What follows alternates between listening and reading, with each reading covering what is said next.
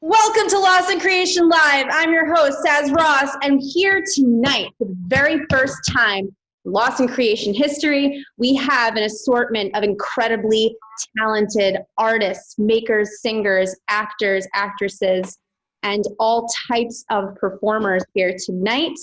We are here to get to know each other a little bit better, and we're here as artists to help our own work, promote our craft, and share our story.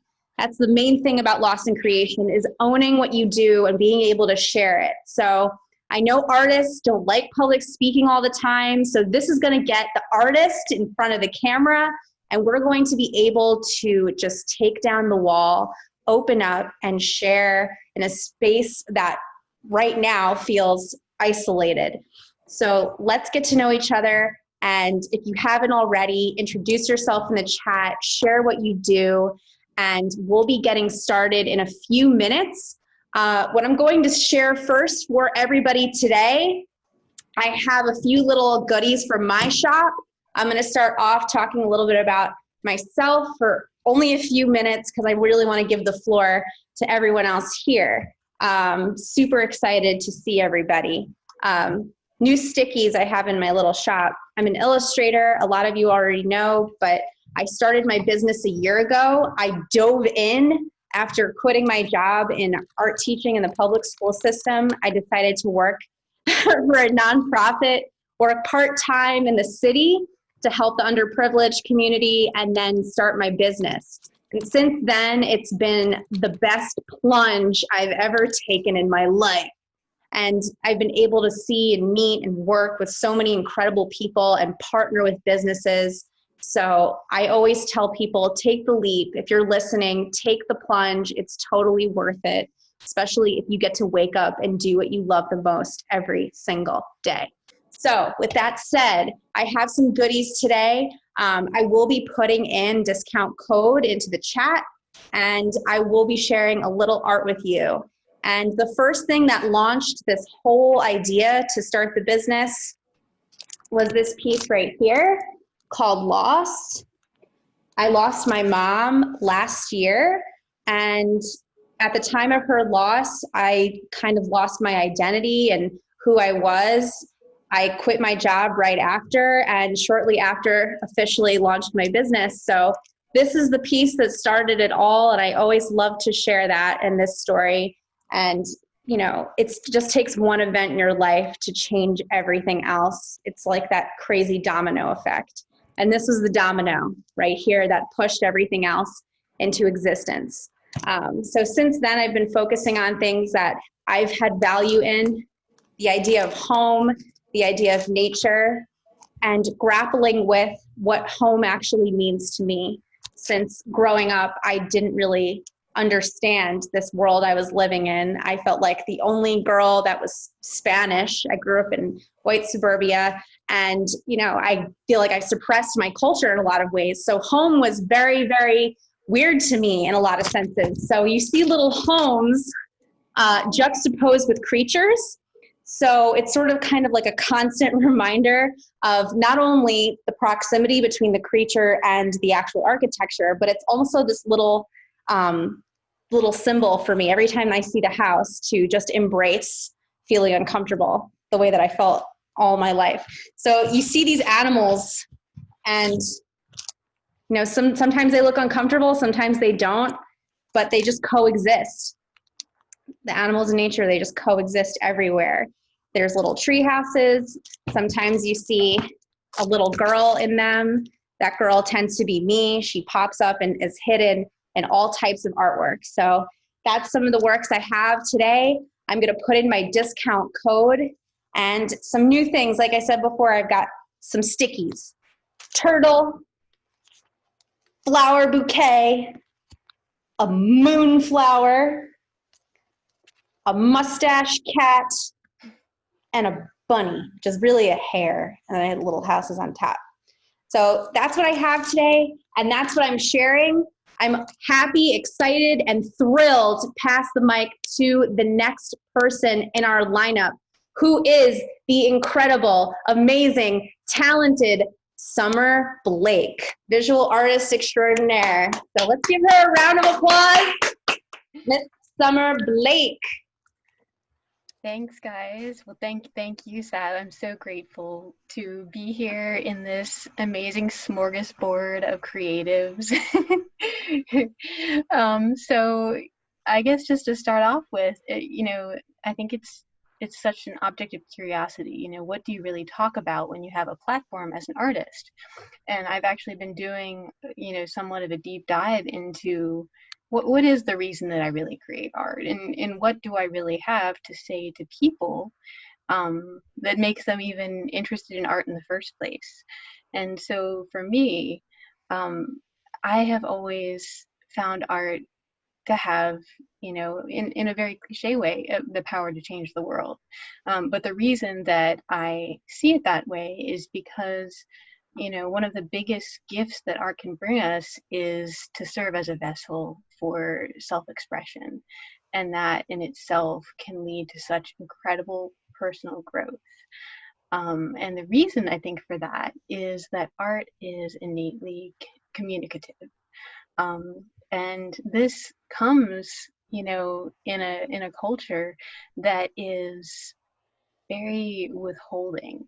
We live in a culture that often directs us to, not really say what's on our mind. How are you? Oh, I'm good. Or, we feel that, we want to hide aspects of our lives in order to present something that is acceptable to others or in conformity with what's appropriate. And we see this a lot too in our emergence into social media, where we look at these gorgeous Instagram accounts and they're wonderful. But we often assume that the life of these people must be so glorious and phenomenal. But really, there's such an incredible depth and complexity to what life really is for each person. And in the context of our own lives, often there is a lack of communication both inside and outside, where sometimes we're not really comfortable having the difficult conversations that we need to have with ourselves, and we also aren't comfortable reaching outward and really sharing who we are, or just sending the messages that we need to. And so art, I think every form of art, and what I always like to say about art is that, creativity is everything. Like computer programming, like coding complex code in creative ways is art. Cooking, culinary, majesties of just these incredible creations is art. So many things are art. It's just the act of being present with this force that's we're sort of channeling through us that gives us this ability to be in that flow state where we just are expressing, and that's why art is so unique with each creator, that we're seeing this snapshot that can only be authentically them. There's always a unique stamp to it that's like, okay, I see this piece in there, or I see this whole that's like this person created it. So it's a way for us really to be so abundant with just being ourselves. And I think one of the things that makes that so beautiful too is that often it's difficult to attain recognition for simply being. Like it's always like, well, I did this job and I did this hard work, and this put this thing and this other thing and this thing happened, and this chain of events was great and it benefited society. There's really no invitation to simply be or even sit with ourselves. So one of the beautiful things about art is that it does offer that meditative component where, if you're sitting there and you're playing music, you're there and you're just being yourself, because that's something that you're enjoying and something that you've chosen to do. So I'm going to bring up some stuff. So I'm not boring you simply by looking at my face. I'm going to show you some things. So if Stas can allow me to share my screen. Oh, wait, I think I can do it. Done. Here we go. Perfect. So I'm going to show you some of my work. I identify as a visionary artist, which Wikipedia loosely defines as art which tends to carry themes of spiritual, mystical, or inner awareness. And I think in keeping with what I've been talking about with self-expression as a vehicle for personal growth, a lot of my work focuses on that, on the experience of inner growth. So this is a piece called Alchemista. And the work of the alchemist is traditionally seen as, you know, the act of converting lead into gold. And I'll go back. Hold on. But, you know, spiritual alchemy is the act of self-reflection. It's the act of taking all of that raw material that you identify as being you currently and looking deeper and saying, you know, what parts of me am I ready to let go? What parts of me, you know, have I expressed, I've seen them, I recognize what doesn't work, I recognize what isn't me, and I'm ready to move forward and make the change that I want to. So this is one of my favorite expressions of that. This piece here is Her Greatest Gift. This one, you know, I think is a beautiful expression of the capacity for compassion that each one of us has, but which we hold very closely. And yet at the same time, it's our ability to resonate with others and connect. And often, you know, through art, we have that ability. We have the ability to share our authentic selves and, you know, be present with others.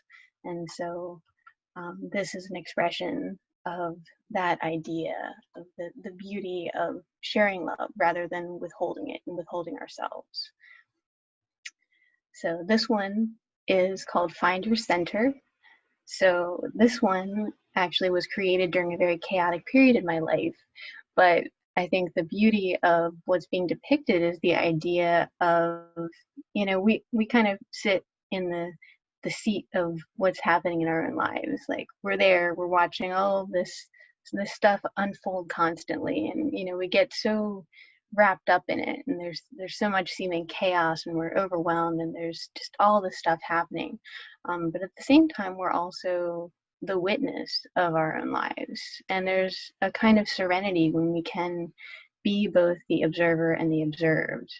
And so there's this idea of peace amidst chaos that I just love so much. Just, you know, the water winding outwards, the, you know, images and the vividness, and yet there is this peace. And the last one is just, this is called Sunflower, and this piece is representative of, again, I think the beauty of the meditative aspect of art is that what I use a lot of drafting tools and incorporate a lot of repetition in my work, and it's very, very time consuming, but there's so much joy in just like sitting there, and what some people would think would be like the most mundane, tedious work is just so enjoyable because you're just watching something unfold that's truly incredible. And again, like it is an act of self-discovery where you really don't know exactly how it's going to turn out, no matter how firm a vision you have in your mind. But you know, as it's emerging, there's just this amazement for, you know, what's coming forth and what we learn about ourselves in the process. So aside from those images, I'm going to show you, this is my website, summerblake.com. So if you want to check out more things that I create, I've got a portfolio here, all kinds of stuff there. And then you can also scroll down to the shop, and I have all kinds of lovely things there. Of course, my link won't click. How ironic. Here we go. So I've got prints, all kinds of things here. I've also got a bunch of shirts, which are really fun to make. It's so hard to find things that will really like bring full color into what, you know, is being printed on clothing. And a bunch of stickers and stuff. But Yeah, just like Sad says, it's such a journey to be a creative, to express, and also find ways to share your work with others, which in itself is one of the most beautiful things. So I'm so delighted to be here with you guys today. Um, if you'd like to connect more, I would absolutely love that. I'm gonna pull up this page. So summerblake.com, Instagram and Facebook is Art of Summer Blake, and please shoot me an email. I love to collaborate and just talk stuff. So please reach out.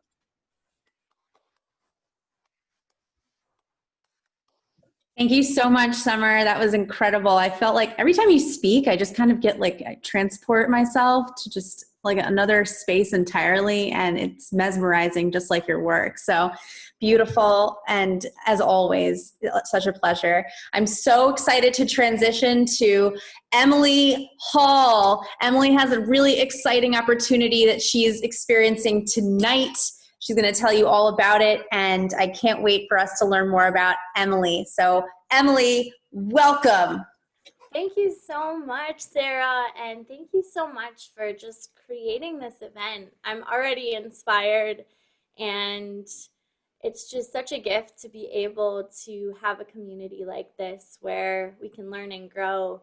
Um, I'm not a visual artist myself, but I'm a huge fan. And Summer, your art was just so beautiful, and you too, Sarah. I want to just surround myself and all of that. Um, so my name is Emily Hall, and I'm a singer-songwriter, and I kind of have three musical identities. My first musical identity is my solo work. I just released an album in February of 2020 titled Compassion is Progress. And I'll put a link to the album. You can listen to it on Spotify, Apple Music, iTunes, all of those places. And if you want a physical copy of the CD, I'm happy to send one of those to you, or maybe even just meet up for a cup of coffee with a mask and get that to you and leave a little personalized note with that. I love to just connect and have that, personal giving of the music to people that receive it. So that's one side. And then I do music for meditation. So I do something called Chant Flow Meditate every other week. It's been held in Meridian Hill Park, and it's also been held in Wheaton Regional Park. And I do something called kirtan and medicine music and healing songs for about an hour. And then my dear friend Lucas Iapata teaches yoga, and we have cacao, which is a heart opener. And we support indigenous tribes by purchasing this cacao. And it's just a really wonderful way for the community to come together outdoors in a socially distant, safe way. And then my third musical identity is I'm the lead singer in a rock band called Spiral Trine. We actually have a show on Saturday at PJ Mulligan's in Herndon, Virginia. We'll also be at Falls Church Distillers in October, and we usually play a show about once a month, and we formed during COVID. So it's a lot of fun to crank up the distortion and just process all the emotions. And through those three different musical projects, I feel like I'm able to express all sides of myself. The meditative side, the sort of more introspective, intuitive side, and then my more actionary side. I don't like to say anger, I like to say actionary. So it's a lot of fun just to try on different emotions with music.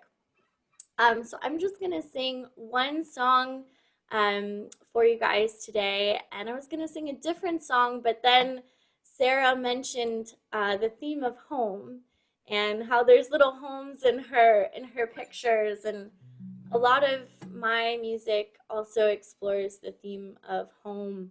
I've had the privilege of traveling all around the world and living in Nepal and Tanzania, And being a teacher and teaching music in these different cultures and all of those experiences have really made me reflect upon, okay, well, what does home mean? And so I wrote this song after coming back from living in Nepal for 8 months, and the earthquake hit, and the small school where I was teaching was destroyed in the earthquake.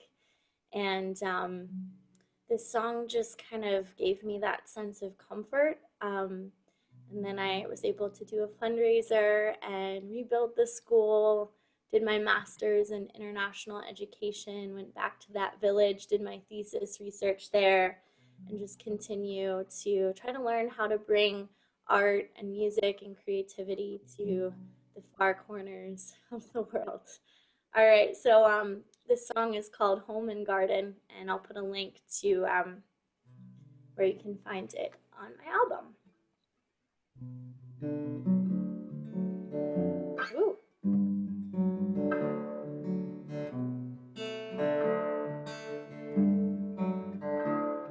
Our life is flowers, but there are rocks in the road. So build up a castle and gild it with gold. When your petals wilt and start to grow old, my garden will be your home. My garden will be your home. Home, home, welcome home. I've been waiting for my garden to grow. Home, home, welcome home. Now that you're here, you're never alone. Sunrise awaits to a beautiful dawn, surrounded in light, all suffering's gone. What a gift is the day, what a gift is the night. Your garden is my home. Your garden is my home. Home, home, welcome home. I've been waiting for our garden to grow. Home, home, welcome home. Now that you're here, you're never alone. What a beautiful world we've made, crafted from this clay, woven from the stars. I have been singing one song for all of these years. I have been singing one song for all of these years. I have been singing one song for all of these years. Home, home, welcome home. I have been waiting for our garden to grow. Home, home, welcome home. Now that you're here, you're never alone. Our life is flowers, but there are rocks in the road. So build up a castle and gild it with gold. When your petals wilt and start to grow old, my garden will be your home.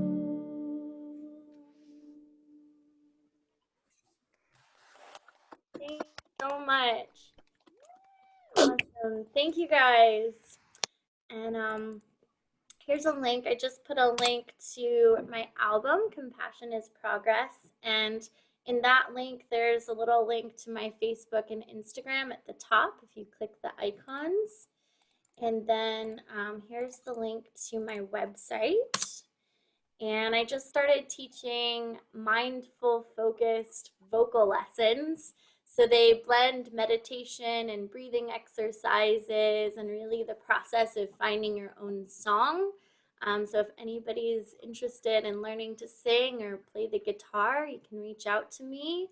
And I also write custom songs. So if there is a song that you always wish existed, I can work with you, or I can write a song for you on anything that can bring healing and compassion to your experience. So thank you so much. I'm so blessed to be here with all of you. And I'm actually going to be on Bangladeshi television at 8:30 tonight. So I'm going to hop off around 8, but I'll stick around just to enjoy all of you guys for another 30 minutes or so.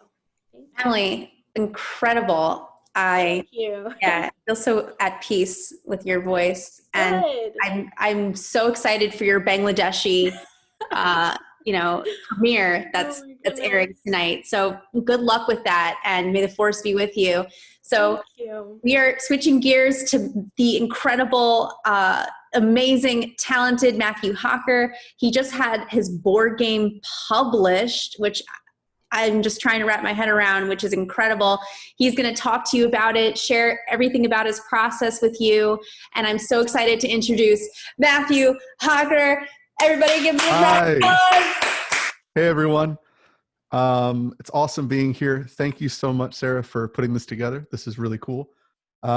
So making a board game is tricky and interesting and different, and I've never done anything like it before. It took me about 3 years to do. And 3 years was how I ended up with this tiny little box here. It was a long process. I worked with 2 artists, visual artists. One was a graphic designer, one was a character illustrator. My graphic designer that worked with me was Becky Titus, and the illustrator was Olivia Rom. And it was a really cool process. I have an English major background, and my focus has generally been poetry, writing, and then also hobby-wise, I enjoy sound design. So I've always enjoyed tinkering with things and trying to put things together. And I also enjoy events and opportunities where people come together and play things. I love socializing and fun and excitement and joy. And those, some of the best nights of my life are sitting at a table with people and laughing about something that happened with pieces of cardboard.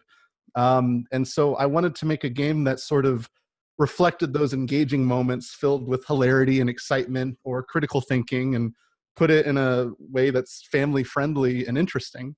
And I also love word games. And so I love spelling, and I love language, and I love fiddling with it and breaking it apart and putting it back together again. And that's sort of what I wanted to do here. And so this is a game, if you've ever played Scrabble, it's kind of along those lines. It's a game where you have these tiny little letters on cards, and you draft them. And then you take the role of one of 11 different maestros, which I'll show you a bit more in a second. So there's a variety of maestros that are part of the game. And it's been a lot of fun. It's the art behind board gaming, and the reason why I consider it an art form is because there's several different things you have to capture at the same time. It has to be something that you play the first time and figure it out and you enjoy the first time, but it has to be something that you come back to and repeat over and over again. And every time you play with your friends and loved ones, it's a story or an experience that you remember and it stays with you. And that's something that can be really tough to capture. Everything sounds amazing in the idea stage. Everything sounds brilliant and fun and awesome. And then you're like, okay, I'm going to do it. And then you put it out and then everything goes horribly. And I think the biggest thing that I learned from this is that horribly is actually the best thing that can happen. There's a mantra in the board game design community. I think it's in design in general, which is fail fast. And that was a phrase that stuck with me very quickly, which is basically, you want to mess up often, you want to mess up quickly, because messing up is how you learn how to succeed and how you learn to build and how you learn to make cooler and better things as you go along. And that's something that I took from and spent 3 years trying to move through. So let me go ahead and show you some stuff real quick. I want to show you some of the cards that I have here. Hopefully these are showing. let me see here. I am screen sharing. Okay, cool. So this is actually a zoomed up version of the different maestros in the game. In composition, every player starts with a maestro. So you're basically, the game has, it's about spelling, but it has a music theme. And believe it or not, originally this was going to be sports. It was a terrible idea. That was not going to happen. But so you have these various maestros, such as the cat maestro, which is on screen now, and you get the letters associated with that maestro permanently for the entirety of the game. So as the cat player, you start with the letters C, A, and T. Every character starts with 3 letters, and you're always guaranteed to be able to spell a word. That was really important to me because in a lot of word games in the past that I've played and other players have experienced with me, they felt frustrated that they couldn't, that there were instances where they couldn't spell a word. They felt frustrated there wasn't a word they know. So in composition, you're always able to spell your starting word, which is your 3-letter word. You're always able to do something. And that was really crucial in terms of the development of this because I wanted it to be family friendly. And so here's Imp. This is a cute little guy. He's very tiny. And so these are, again, all maestros. So they have little batons. Here's Mud. This was the hardest character to get right. It took me so long to find the fun in this character. I wanted to do a character that was built around like changing letters. And so this was sort of what Mud is based on. He can swap letters. So M becomes W and vice versa. H twists into I and vice versa. And N becomes Z and vice versa. And so I thought that was pretty fun once I figured out, oh, that makes sense. Here's Owl. He's aesthetically one of my faves. He's just very serious looking. Ram, who is very intellectual, all about trying to discover cards that other players can't see during the game. Here's the Sun, because he's very bright and shiny. Here's Rex. This is another favorite of mine. I think Rex is so much fun. Rex was also tricky to make because X is really, a lot of people are like, oh, how do I make a word with X? But you also have the letters R and E. So there's a lot of fine tuning and balance with that. Here's Hog. He hogs all the cards. So he starts with the ability to hold more cards. Here's Ink. I love Ink. I think he's very cute and I love his little wig. And then Elf, who just is very, has very majestic hair. And then the Masked Maestro. So this is the final maestro in the game. The Masked Maestro is kind of an interesting story because when I was playtesting this and I was building this, a lot of folks wanted to have more letters to start with, but it didn't feel very balanced. It didn't make sense to have a set number of letters. So the Masked Maestro, when you get this character, you shuffle up all the other maestro's letters that aren't in play and you draw 4 at random, and they must be different and you must have a vowel. And as a note, all of these maestros always start with 2 consonants and 1 vowel. So you're always able to sort of have the building blocks to start something. But the Masked Maestro doesn't have any other abilities other than starting with 4 cards. So you get a little extra oomph. So yeah, those are just some of the maestros and some of the fun stuff that goes in with that. It was a really interesting learning process for me. And I still feel like I'm learning. I'm trying to make a new game now called Bittersweet, which is about chocolates and chocolate-covered vegetables. And the other thing I was going to mention with doing this is that there is some physicality, like tangible components. I don't know if these will show that well, but they're tiny rose tokens in the game. When I was first making this, we did oven-baked clay roses that we sculpted from scratch, and I learned how smelly it is to oven-bake clay. And so these are made out of resin. And so that was a really cool thing I didn't even know you could do, but that was just a fun thing. So yeah, that's composition. Those are some various elements and some schools of thought about game design. I'll post a link to the social media that I use for Coup Games, which is my publishing company for board games, and my social media. Sarah, thank you so much for having me. Oh my goodness. Thank you for sharing that with me. The characters are incredibly cute. Like, cute is an understatement. They're very well done, and I applaud you on that tremendous accomplishment, and we all celebrate you here. Let's give a round of applause for Matt. Oh man, I'm getting the game. Just let me know where. I will buy it immediately. So this is our mini break time. This time I really want us to get to know each other a little bit more and see if we have any questions to ask to the artists who have been featured thus far. So if you have anyone in particular, you're, very curious as far as what they're doing, or if you have any questions to ask, this is the time to do it. Ask away. Whoever wants the floor can take it. I know that, Stacey, did you ask Emily where her meditation sessions are? Yes. I was getting ready to ask. Hey, Emily. Oh, hi there, Stacey. I can, you know what, the best way to find out, here's my Facebook page. You can just add me on Facebook. And I just followed you on Instagram. I can follow you on Perfect. Facebook. I will put that there. Let me find the next one. I think it's going to be the 26th. Let me find the invite to that, and I will paste it. Yes, and since we're actually right on schedule here, if you have any other questions, please make sure you ask them in the chat. Now we are going to focus and direct our attention on the amazing, wonderful Daniel Ciarrocchi. I call him Chach. He's an insane musician and creative writer, but he'll tell you more about that.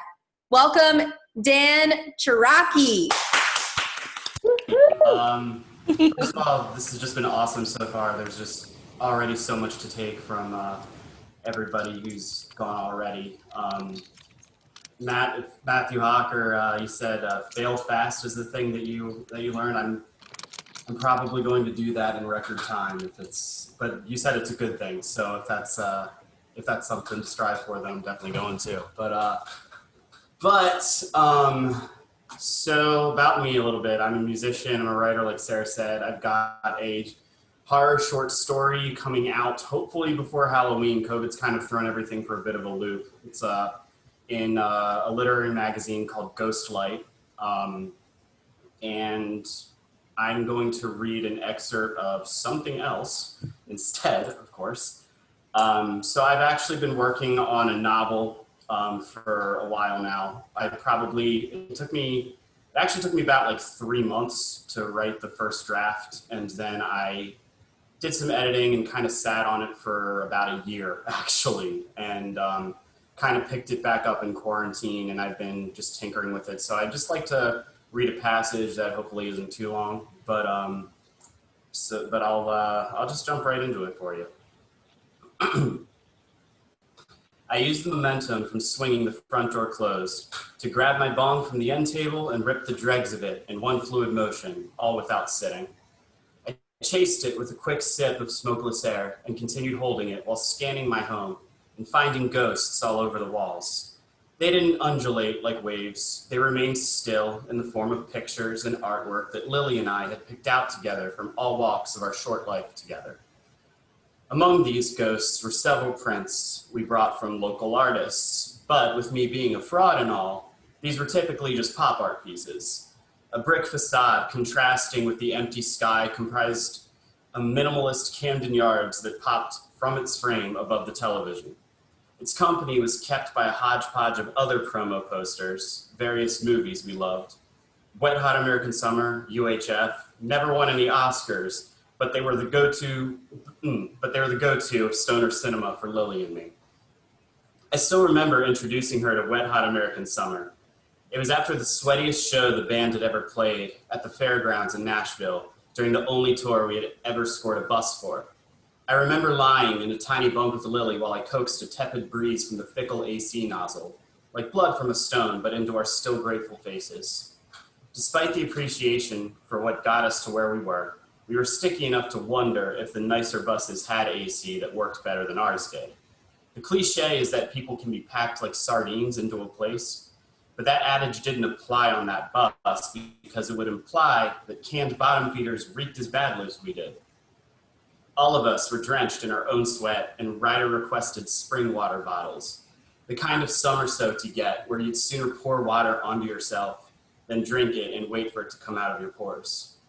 I would have dragged myself through glass for a cold shower, but due to my own poor planning, it had to wait until we got to the next city's hotel. Lily had crawled into my bunk with my laptop, each contributing an extra 10 degrees of heat to the cramped bed space, but I didn't care. She was unforgettable that night. I remember her eyes widening as she tumbled gracelessly from the ladder into the bunk with me. I remember her laying on me and the sound it made when she lifted her left cheek off of my chest and put her right one down so she could smile at me. Flop, like removing a strip of old Scotch tape. But Lily and I clinging to each other felt anything but as tenuous. A glitch in my laptop had made the Wet Hot American Summer DVD bypass its menu screen and jump straight into its famous fart cut, a version of the movie with an added commentary track comprising 97 minutes of well-timed fart noises by the director and a few actors. In the opening scenes, the farts introduced themselves subtly enough to make an unsuspecting viewer think they were part of the actual cut of the movie. But 20 minutes into it, they asserted themselves so frequently that the viewers would be justified in questioning their own perceptions. By the movie's end, a galloping cavalry of ass, and now the commentator's laughter drowned out most of the movie's remaining dialogue. Lily had figured this out sooner than most, but it didn't hinder her enjoyment. I remember her staccato, chirpy laughter leaving little bushes of air down my stomach, and they actually felt cool in comparison to the surrounding mugginess be shitted upon us by that July Tennessee evening. I was basking in my own puddle, but also in the satisfaction from having worked my ass off in a cutthroat industry, reaching a peak I never thought possible, riding in a tour bus instead of driving a van at all hours, and literally glued to the love of my life, who was wearing a sports bra and cotton shorts, giggling in a delirious euphoria while being introduced to one of my favorite movies. There were still new things to show each other.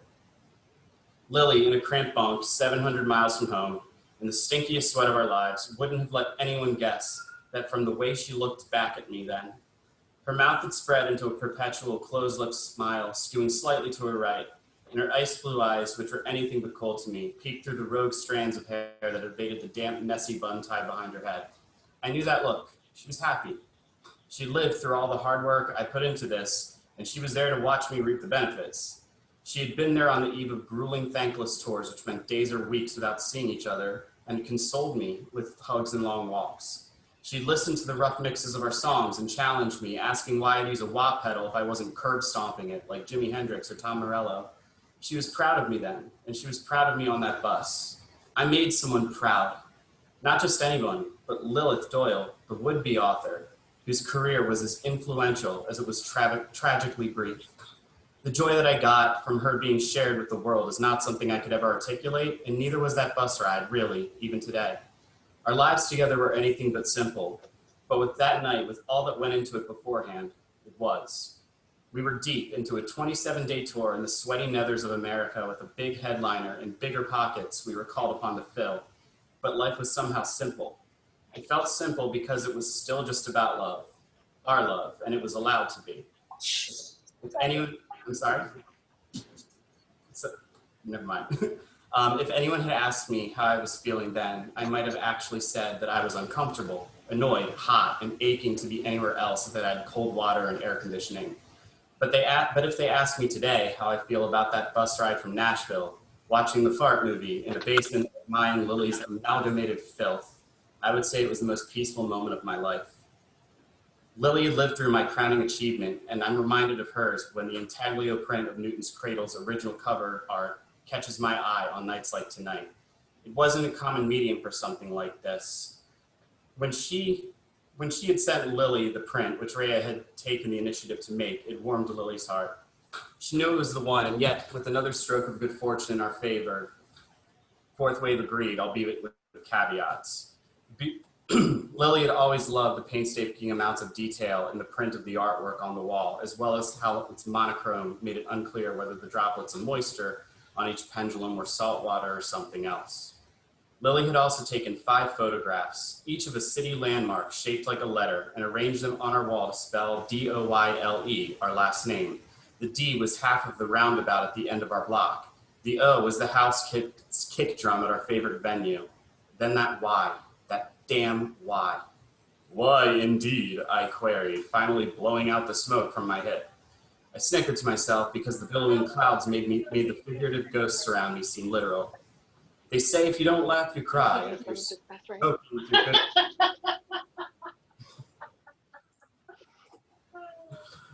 if you're smoking with your good friend, laughing's fun for everyone. I could laugh all the way to bed, because even if that ominous swelling in the pit of my chest commanded more from me, my eyes had nothing to give.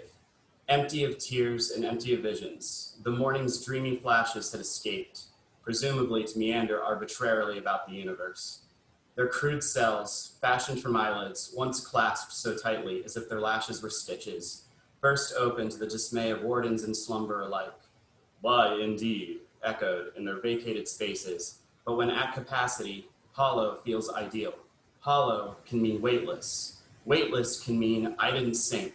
I didn't sink tonight in front of that monochrome photo of Lily, lying in the grass at the park, her arms sprawled above her head, imprecisely but with purpose, posing like the letter Y as if it was just part of her photo project and not an unbearable association. Weightless meant that the photo of her wouldn't bog me down into the moment of the last time I saw her lying down, which wasn't on grass or in a bunk, but a cold, sterile slab. It meant I didn't have to look at her face again, the brightest face that ever existed, pure in expression and a lie in a frame. It's a lie that she's ever still. She's not a captured moment. She's every moment, all at once. She's kinetic. She rends stitches. She is anywhere. She exists. Why, indeed.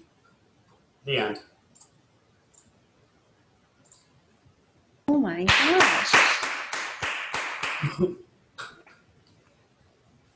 Oh my gosh. That was long. Thank you for being patient. No, it was beautiful. Oh my goodness. Does anyone else have input for Dan? Because, I mean, the laughter, someone actually was laughing at the time you mentioned laughter, which was absolutely spectacular. But if anyone else has a thought or a feeling that you felt or experienced during Dan's writing, feel free to mention that in the chat. Dan, is there anything else that you want to give us, any information or follow-ups or media links that we can catch you up on? Yeah, for sure. Okay. Yeah, my Instagram is on there. I can send a link to the magazine that's due out hopefully soon. You can pre-order it. No, other than that, I'm just really excited to see what everybody else has to say, and just wanna get to that, I guess. Oh, thanks, Dan. Thank you for sharing. Yay! And really quick, you're allowed to go a few minutes over, so don't feel like you're pressed for time. You spend that 10 to 15, however you like. Yeah, like I'm just so bad at gauging like how many words equals speaking time. So no worries. I just assume that it's always going to be like 45 minutes. So. Oh, yeah. If anything, you ended perfectly, and it was such a pleasure to hear your work, and I can't wait to hear more. So with that, I am moving on to the next wonderful, amazing human being that I am so honored to know.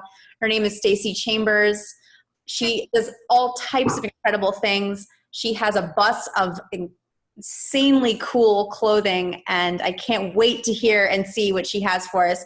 Let's welcome Stacey! Hey everyone, thanks for spending your Thursday night with me in this. This is John Carpenter. He came along for the ride too. Well, as Saz said, I have a vintage and pre-loved clothing bus. I've been cruising around Baltimore for the last 10 years, and I mostly do festivals and markets, which yes, exactly. Which has, stopped because of COVID, but I still feel like I take all my victories and wins, no matter how small, with just such gratitude and love, where I'm like, oh my gosh, oh, another doggo, woo woo. So, I definitely feel like as a person, through like meditation and just through just general mindfulness and gratitude, it's really opened my world up in ways that I didn't expect to have it opened up, just taking in these like tiny, beautiful moments of like, oh, that flower is beautiful. And I didn't burst into tears at the grocery store. Woohoo!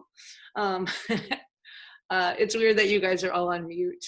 You guys can unmute if you want. I like to hear people. It makes me actually feel. Thank you, Tanya. Thank you for that. Thank you for saying that, because I did burst into tears at the grocery store once. Oh, yeah, right? Yeah, I did. Yeah. I had a lot of just random crying moments, but I'm not gonna just talk about that. Okay, so I was kind of going over like what do I want to do, but it's so chilly this week, so I am gonna show off some scarves that, cause sometimes people are like buy scarves for me and they don't know what the hell to do with them, and I feel like normally face mask, you can still wear a scarf, and it's actually an accessory that you don't have to pull over your head typically, which is awesome. Mm-hmm. So I'm going to show off some scarves to you guys. So I'm sure some of y'all know this, and if you buy a scarf for your significant other, regardless of their gender, this is a big square scarf, and sometimes people just do this with it, which looks okay, but it's not really that great. I know, Dan, I can tell you're like, oh my God, what am I doing? Look at it. He's like, oh, Jesus Christ. It's totally fine. I get it. Okay. So, usually the look I have. Triangle. Isn't this pretty? Oh, doesn't this bring you joy? Yeah, I like that pattern. I chose very vivid ones. So you take a square, fold it into a triangle, and tuck it, and then tuck the ends under, and then you look beautiful, even though you're wearing a face mask, and you don't have to worry about fucking up your hair. Like, is anybody else doing that where you're like, oh my God, I'm having a great hair day, and then I put on my stupid face mask and I have to, like, if it's one of those gaiters, I pull it over my head and then my hair looks like this. Well, the scarf, you don't have to do any of that. Okay, this one's very complicated. So you guys might want to take a couple of notes, grab a pen, grab a paper. No one's taking notes. Dan's on his phone. He's taking notes on his phone. I was responding to a question. I'm sorry. Just joking. I do get called out for that, though, fairly. The trick is to turn your camera off. That's the trick, everyone. And also, I don't like stare. I'm listening to you guys, but I just don't like staring at myself. I'm like a little dog. So I'm like, and I get distracted by my own thing. Thanks for laughing at that. Yeah, that's why I brought my dog onto my lap, because I was like, this will make me calm. Mm-hmm. So again, very complicated. It's a long scarf, traditional scarf width, the little 10-inch width. Watch this, guys. I'm going to do it, and then I'm going to slow it down for you. Okay. So I don't know if everybody saw that. Okay, so you have the scarf, and then you take it. I'm slowing it down. Sweet Jesus. And then you see, I don't know if you guys saw that. Saw it. You want me to do it again? Colin, do you got this? One more time, please. Yeah, okay. One more time. Okay. All right, so you kind of have one longer end, kind of like a necktie.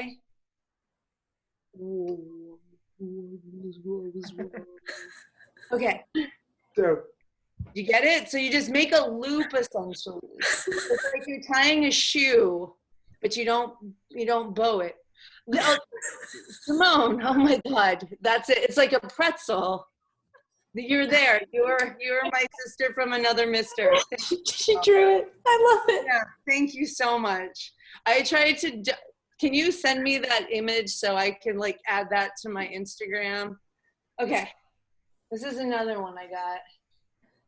You think this is like the other one, but it's not. This one's dark. This is like Trent Reznor's 9 Inch Nails, Black Is Your Soul scarf. So this is already a triangle, but there's fringe on it.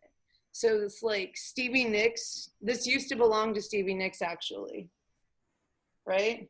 So you want to make sure anything that is important and colorful is on the front of your body. So if you're like eating French fries, if you're like eating a sub sandwich, you want to make sure there's something in the front that will, yeah, I know, because you're like me, girl, where you eat stuff and then it falls and you're like, fuck, I just ruined my favorite shit. But if you're wearing a colorful scarf, it's just there. It protects all of your things. See? Scarf protects your things. It's a flavor saver. Yeah, it's a flavor. It's like a mustache or a beard. Yeah, an afternoon snack. Exactly. Okay. Well, that is it. It is 8 o'clock. I just wanted to bring a little brevity to this, but reality is like I just think that you guys are all really talented, wonderful people, and it's an honor that you guys are here, willing to share all of your skills and delightful personalities in this beautiful Thursday evening. So thank you for allowing me to be a part of it. Oh. So you can follow me on Instagram. Sometimes I'm funny. I do live streams, and I will Instagram at Shop Go-Go's. I put it on the chat. And I will actually be there's a little street fair on Sunday. The Abel's Street Fair is happening.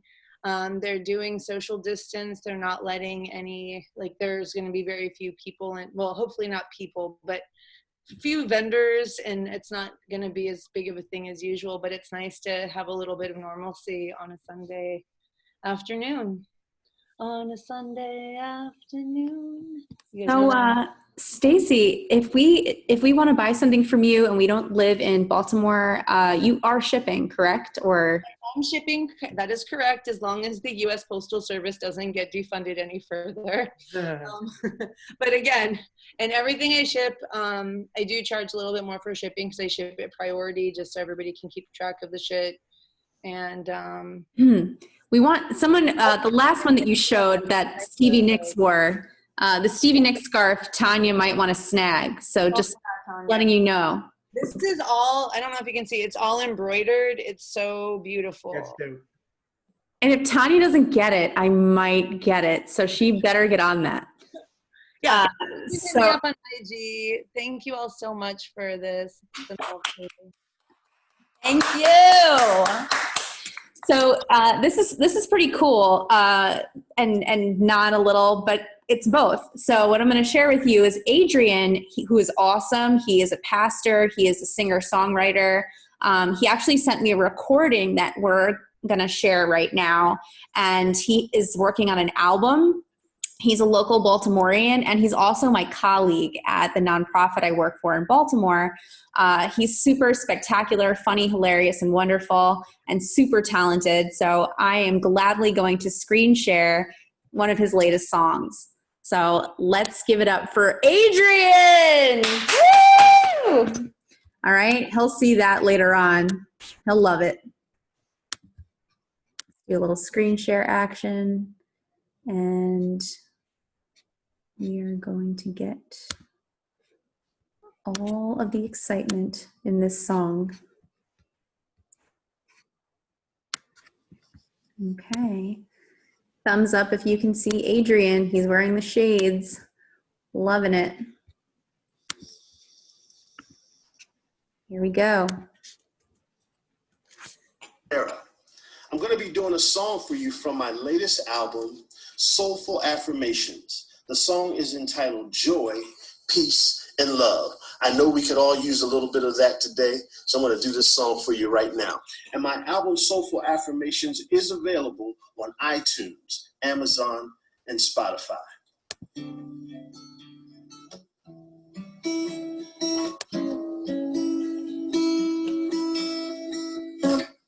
There's so much joy in my heart.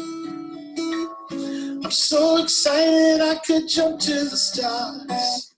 There's so much peace in the soul. It stays with me wherever I go. Blessings from above.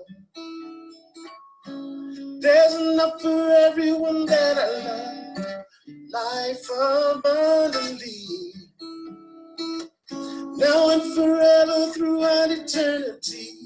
Joy, peace, love, for you and for me. Joy, peace, love. Whoa, whoa, whoa. Ooh. Whoa, whoa, whoa. Ooh. There's so much joy in my heart. I'm so excited I could jump to the stars. There's so much peace in my soul. Oh, it stays with me wherever I go. Blessings from above. There's enough for everyone that I love. Life abundantly. Now and forever throughout eternity. Joy, peace, love. For you and for me. Joy, peace, love. Whoa, whoa, whoa. Ooh. Whoa, whoa, whoa, whoa. Ooh. Help me say joy, peace, love.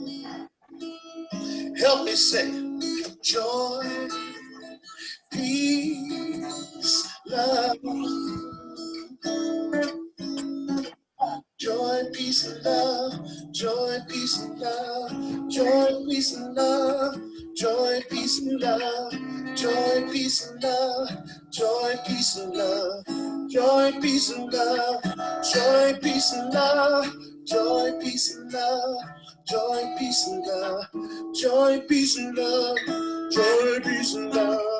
Joy, peace, and love.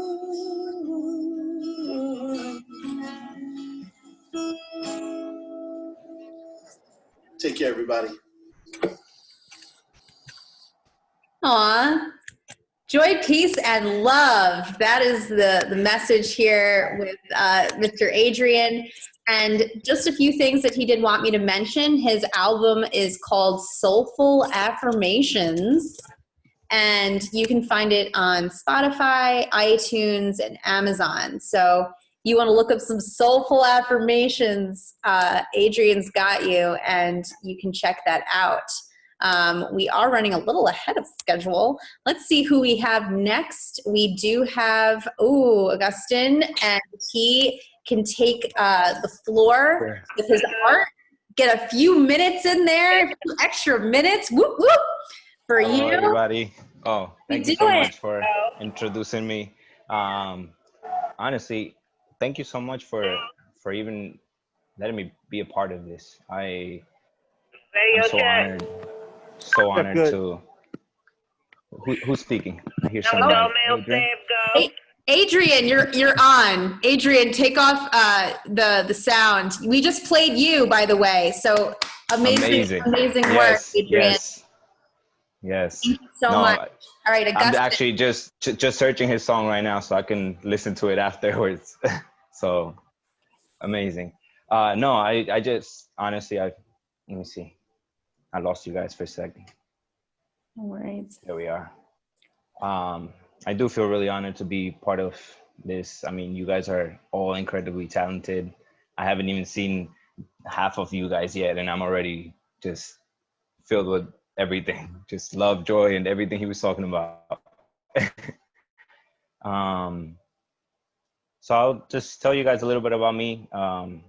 Since most of you guys, or actually none of you guys except for Simone, really, she's the one that put me on. I'm an artist based in Los Angeles, born and raised in Uruguay. Came here when I was 7 years old. So 20 years later, here we are. Yeah, so my interests were, I guess, always art. We have a lot of musicians, artists here. Summer, she just took it to another level. All of her art just, I was like, yes, this is the level that I try to at least bring my art, because she talked a lot about the same things that I want to touch base about, which is kind of allowing your art to speak at the most authentic part of you. Just when you kind of just sit back and don't think much of it, just allow just pure expression to come through. That's, I think, when our art really, it shows us, I guess, all of the things that we've been searching for kind of reflect on the art that we make when we really connect to our heart and to our purpose. For a long time in my life, I was kind of just swimming upstream, I guess you can call it. And I wasn't allowing myself to go with the flow and see these things that were always part of my life to take place. I've always been interested in three things my whole life, but I just really started developing and diving into them the last couple of years. And those were art, drawing, the human mind, psychology, and spirituality. And they all kind of led me to the next. Art was, ever since can remember when I was like a little baby, it's always doodling and growing up eventually into school and high school, and always being the kid that sat in the back of the classroom, just doodling and sketching and kind of never really paying attention, just because I was in my own world trying to escape, this reality that we all sometimes it's so hard to live in. And so that was the one thing that kept me afloat, just keeping my mind busy. As I started getting older, I started trying to understand the human mind, and not studying people, but studying why people behave the way they do, and try to see how I can understand myself to a deeper level. And through the search of psychology, which I actually went to school for, I started realizing that we should take a step back, and instead of studying people and seeing all that outer world, I should look within and see what was going on internally. And that's what led me to step 3, which was the spirituality. And after tapping into that, I started to really get a lot of clarity. A lot of all of the things in my life where sometimes I felt a victim of things are happening to me. I started to realize that things were just happening, and I was labeling them as good or bad. And once I kind of learned that, everything switched. It was really like an eye-opening moment where it let me look back at my life and say, I was in control the whole time. It's just so much easier to label things as good or bad, but we were really always in control. And the control was that little voice that always spoke inside of you, that little guidance, that little light that always kind of held you connected to God, source, whatever you want to call it. That little voice was always right. And for so long, I was kind of always trying to hush it and quiet it and push it away. And it was leading me nowhere. So then I realized that all those 3 things had a huge impact in my life. And the moment where I'm at now is today is how can I build a bridge between all those 3, the art, the human mind, and spirituality. And when I really started listening, I started to really find out that the art wanted to speak the loudest. I was trying to do all these external things out there, and the art was literally like a drum beat and just getting louder and louder. And all these characters in my mind and visions that I would see, especially after meditation, they started getting stronger and more real. And they were kind of telling me to put them on paper. And I guess I suffered that thing of like that belief that we're not good enough, or, oh, who cares about my art? And that belief was such a limiting belief that I had to really dig deep and say, it's not about that. It's, if the art speaks to me, it's good enough. It's good enough for me. And when I started actually expressing it and just taking the time to put a little more time and effort into it, it started to reflect things, all the things I guess that I was searching. It started to show up in my art, and it started to give me the answers to a lot of things that I was looking for. So with that being said, I do want to share some of my stuff. I hadn't realized that you could screen share, so I was having a hard time earlier trying to figure out how it all worked, because I'm kind of new to Zoom. But let me try to see if this works, if someone can maybe help me out for screen sharing. Okay, I think I got it. Let's do that. I don't know if you guys can see. Yes. Yes, okay. Oh, wow. This is one of my pieces that I've done about a few months ago. This was actually something I kept seeing after a meditation. It was 3 kids.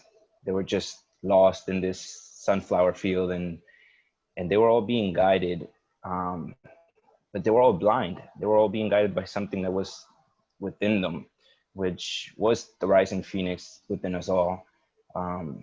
It's kind of walking blinded through a field, and in this reality that we kind of don't know where things are headed, but something within us always tells us just to keep walking. We create the path by just walking, and once we actually trust that, and we really trust it, that's when I think we start to tap into who we truly are, and our biggest potentials.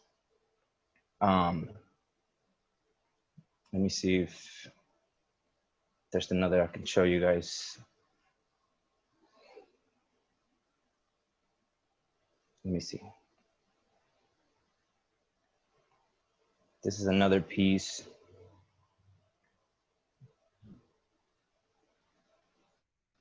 This one just literally came out of nowhere. It was, I don't know if you guys can actually see clearly or not.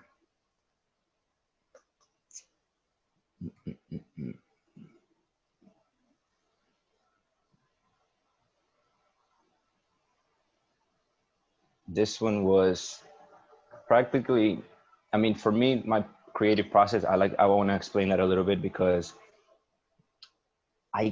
when I try to draw something, nothing comes out. It's like you have a mental block in your mind and you can't really think of anything. And you're like, okay, well, what should I do next? And nothing really comes out. It's just kind of really weird. The moment I kind of let go of all that stuff and just kind of start putting pencil to paper and sketching something out and just allowing it to flow, that's when something starts to happen. And once I start seeing an image, everything starts to make sense. The final process, like Summer mentioned earlier, it's the funnest ride, because when you really allow yourself to let go, you see something at the end that you didn't even know was there at the beginning. And this one for me spoke to me about a lot of generational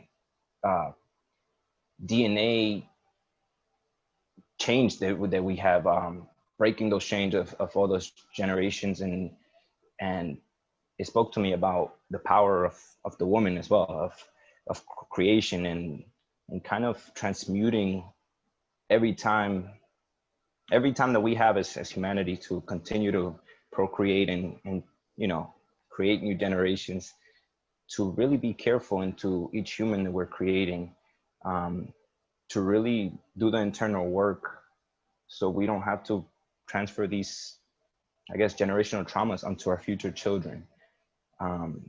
We all literally have the same path, just expressed differently, and not the same path, but a similar path, I would like to say.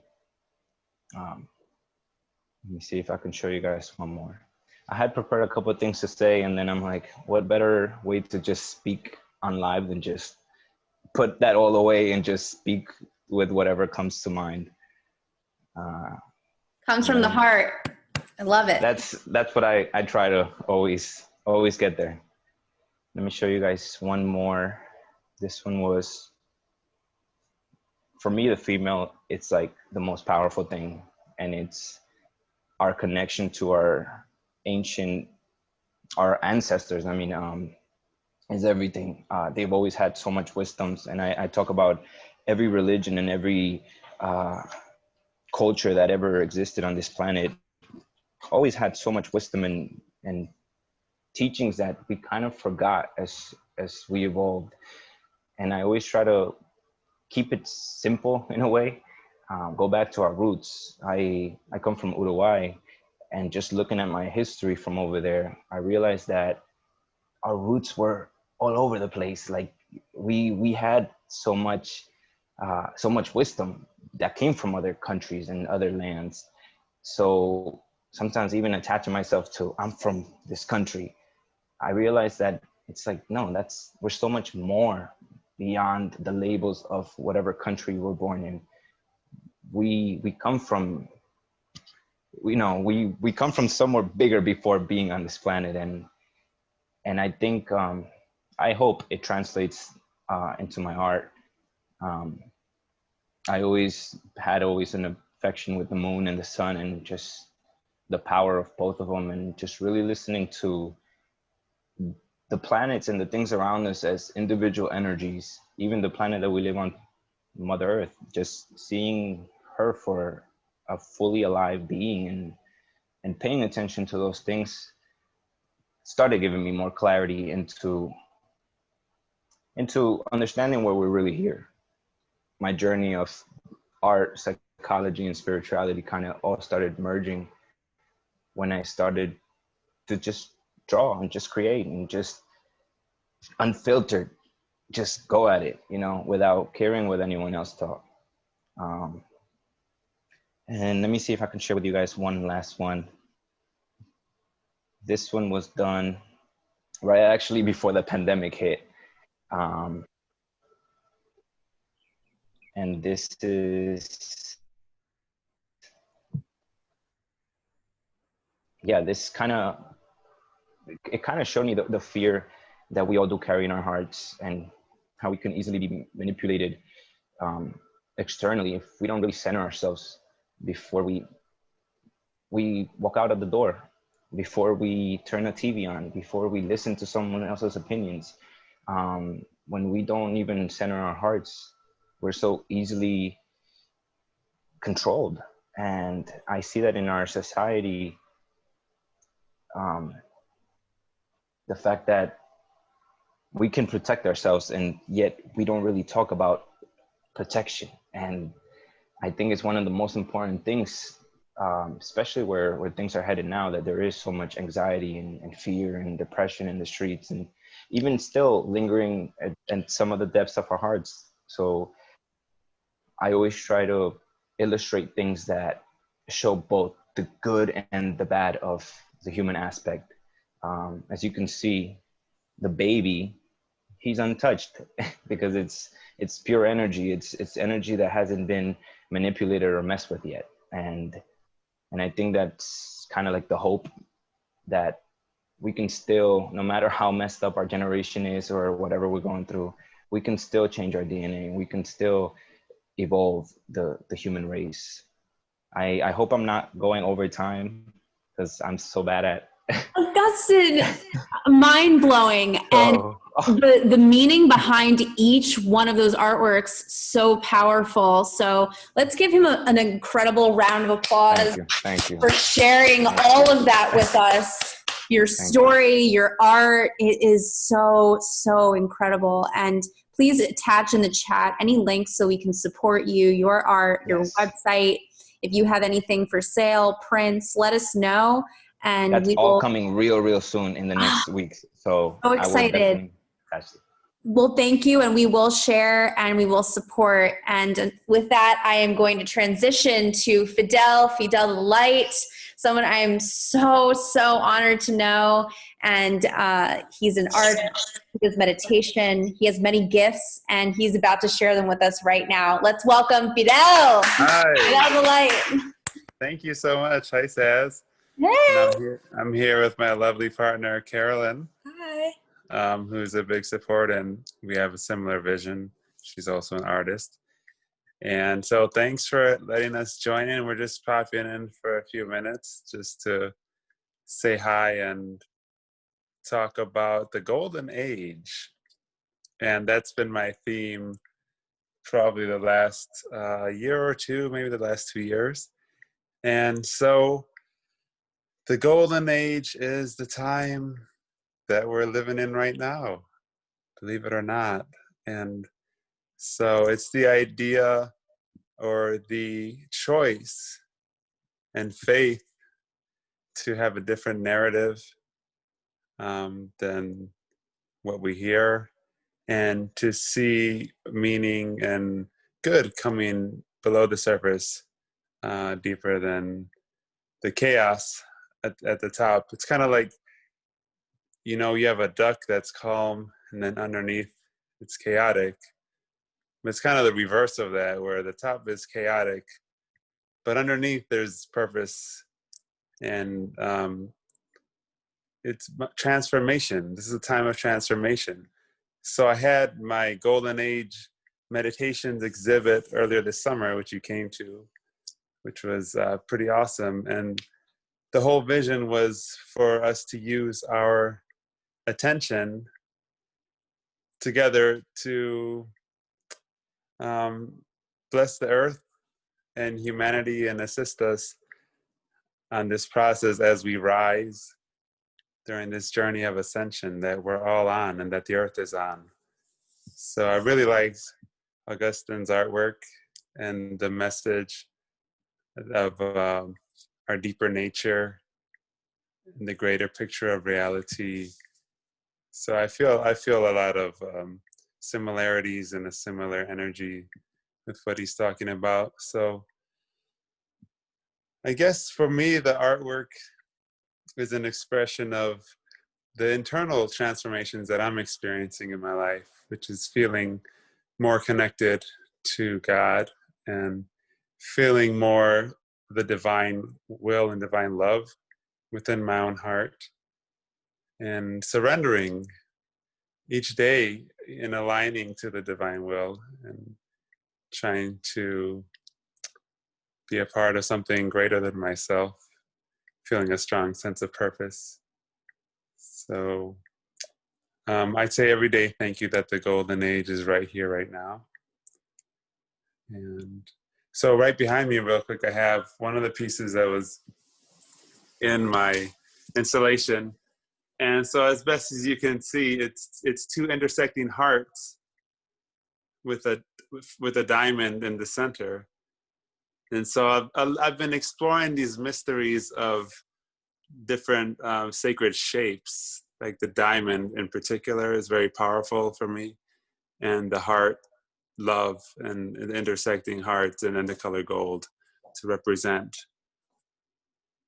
the most beautiful world possible and us at our fullest, brightest, lightest potential, which is the journey that I'm on. I'm not here for any other reason except to experience becoming that pure golden frequency. So anything else is a waste of my time here, so I wouldn't have shown up. And so, yeah, so do you want to add any thoughts about the golden age, Miss Carolyn? That it's everywhere that you look, if you're looking for it, that there's love everywhere, and that love is just a vibrational shift that you can tap into and experience by choice and by practice. And even little heart rocks everywhere you're looking, or Fidel will notice golden pyramids on top of things, or and just holding the vibration that abundance is coming to you, and you're already living in a state of abundance, and you're already living in the state that you want to be in, I think is the keys. Yeah, absolutely. And also just kind of understanding that we're riding the wave, and that these are tumultuous times, and we do feel like we're in the cosmic washing machine. That's how I felt lately. A lot of stuff's being shaken up, both internally and externally, and that's clearing the space for something beautiful. And so just going along with that and finding the strength inside. Yeah, finding the strength inside, and that these are exciting times that we live in. And I have another one here I'll just show real quick, which is another diamond behind me.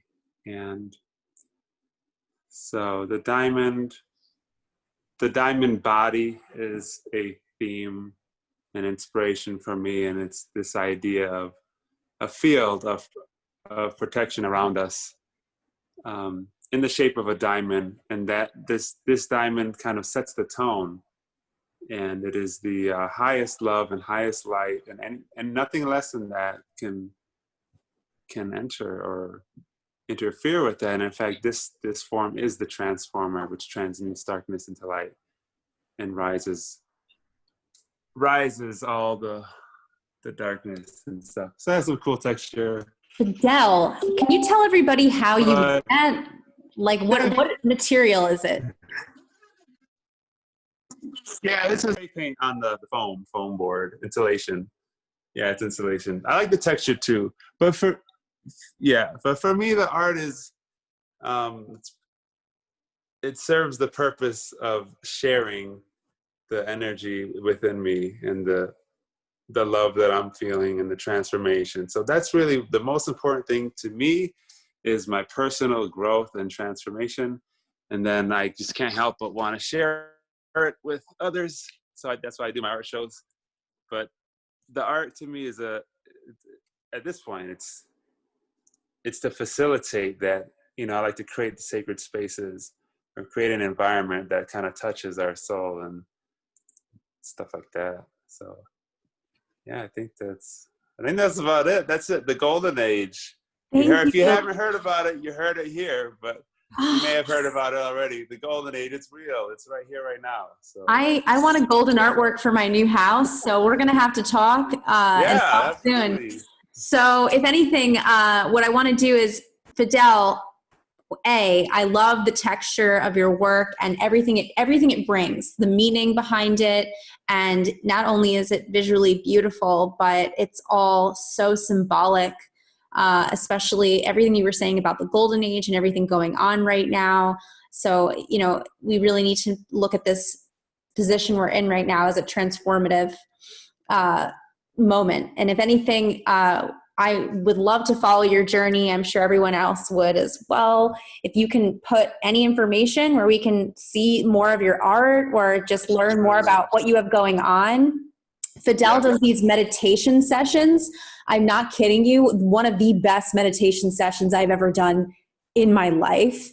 So if you want to put any information in there, Fidel, so we can follow along and, you know, do that with you at some point, we would be honored.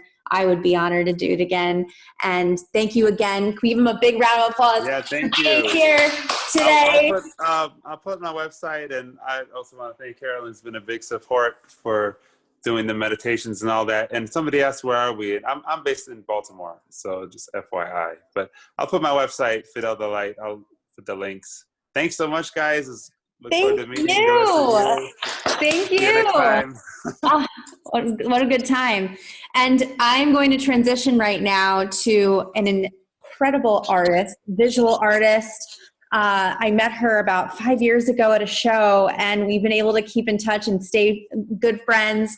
And I am so thrilled to share Alanna Rivera with us today. Let's give her a big round of applause for Alanna. Alanna. Thank you, Sav. Yeah, it's incredible. We've been able to stay friends during all this. I really appreciate your support and just all the opportunities you're creating for artists, especially right now. It's helped me a lot. It's helped my practice. So thank you so much for all you're doing. So today I'm going to share my screen.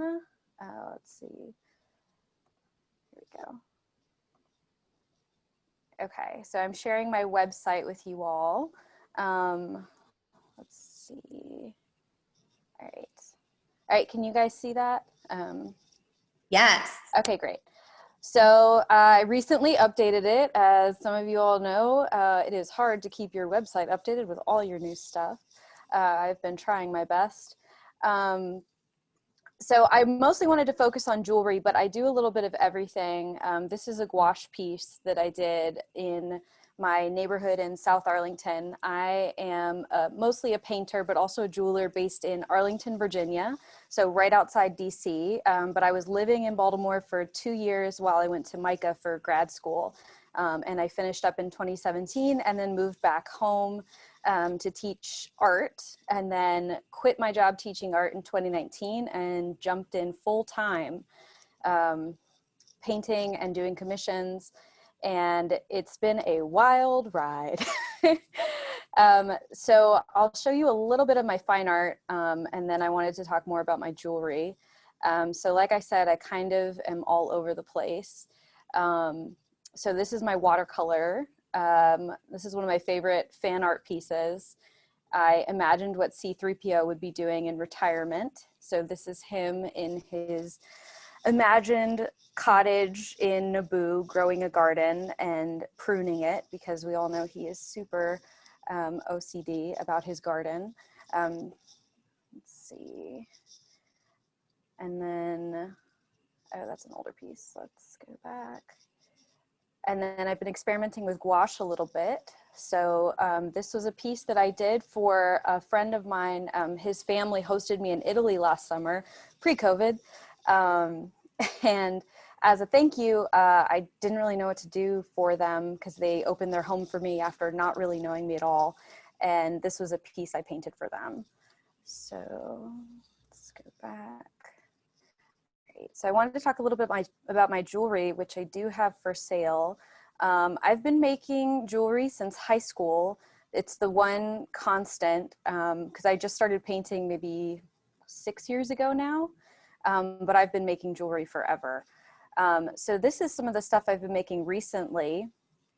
It is, let's see, starting here. So this is green agate. I liked making sort of funkier things. I was making recycled jewelry before this using Arizona tea cans and soda cans and repurposing them just because I love the colors and the vibrancy, and I loved being able to upcycle these things. So I still make these, but one of the problems that I was running into, this was something I liked to make, and people that I knew liked it for the colors, but they said it was really hard to find things that would match with some of these pieces. And so then I started transitioning into more fine jewelry using nicer materials, nicer stones. So that's when I started using agate and imperial jasper mostly. And I have been moving into other materials, just trying to keep it simple. Going for a more like polished, simple look. I also was, for a long time, very skeptical of sort of stones and crystals and sort of all of the stories and mythologies that go behind them. But I will say that in the past 2 years or so, I have been meditating more and have been wearing more gemstones, more crystal jewelry, and have found some of them to be very invigorating. I have found a lot of balance from wearing my agate. It's just been a really interesting experience to create things that I like, that other people seem to like too. My friends, I usually give these as gifts to them for Christmas, birthdays, whatever. And they said it's easier to match with more of their outfits, but also just the simpler piece showcases the stone a little bit more. So the blue ones, the bright blue, so this is agate again. The bright blue ones, which I'm transitioning to, are imperial jasper. So I've also been experimenting with making rings, and some of the stones are close to 2 inches long, and they're not super heavy, but they have this really vibrant color, and I love this blue. This is my favorite blue. So I was so happy to find a stone that has this. There are other kinds of jasper. There's usually red jasper. I think there's like a black jasper that's more common, like an orangish jasper, but I hadn't seen this type of blue before. So when I saw it at a gem show, I picked up a bunch of them, and they were pre-drilled. I haven't gotten to the point yet where I'm cutting my own stones, but would like to get to that point eventually once I can get the tools. This is lapis lazuli.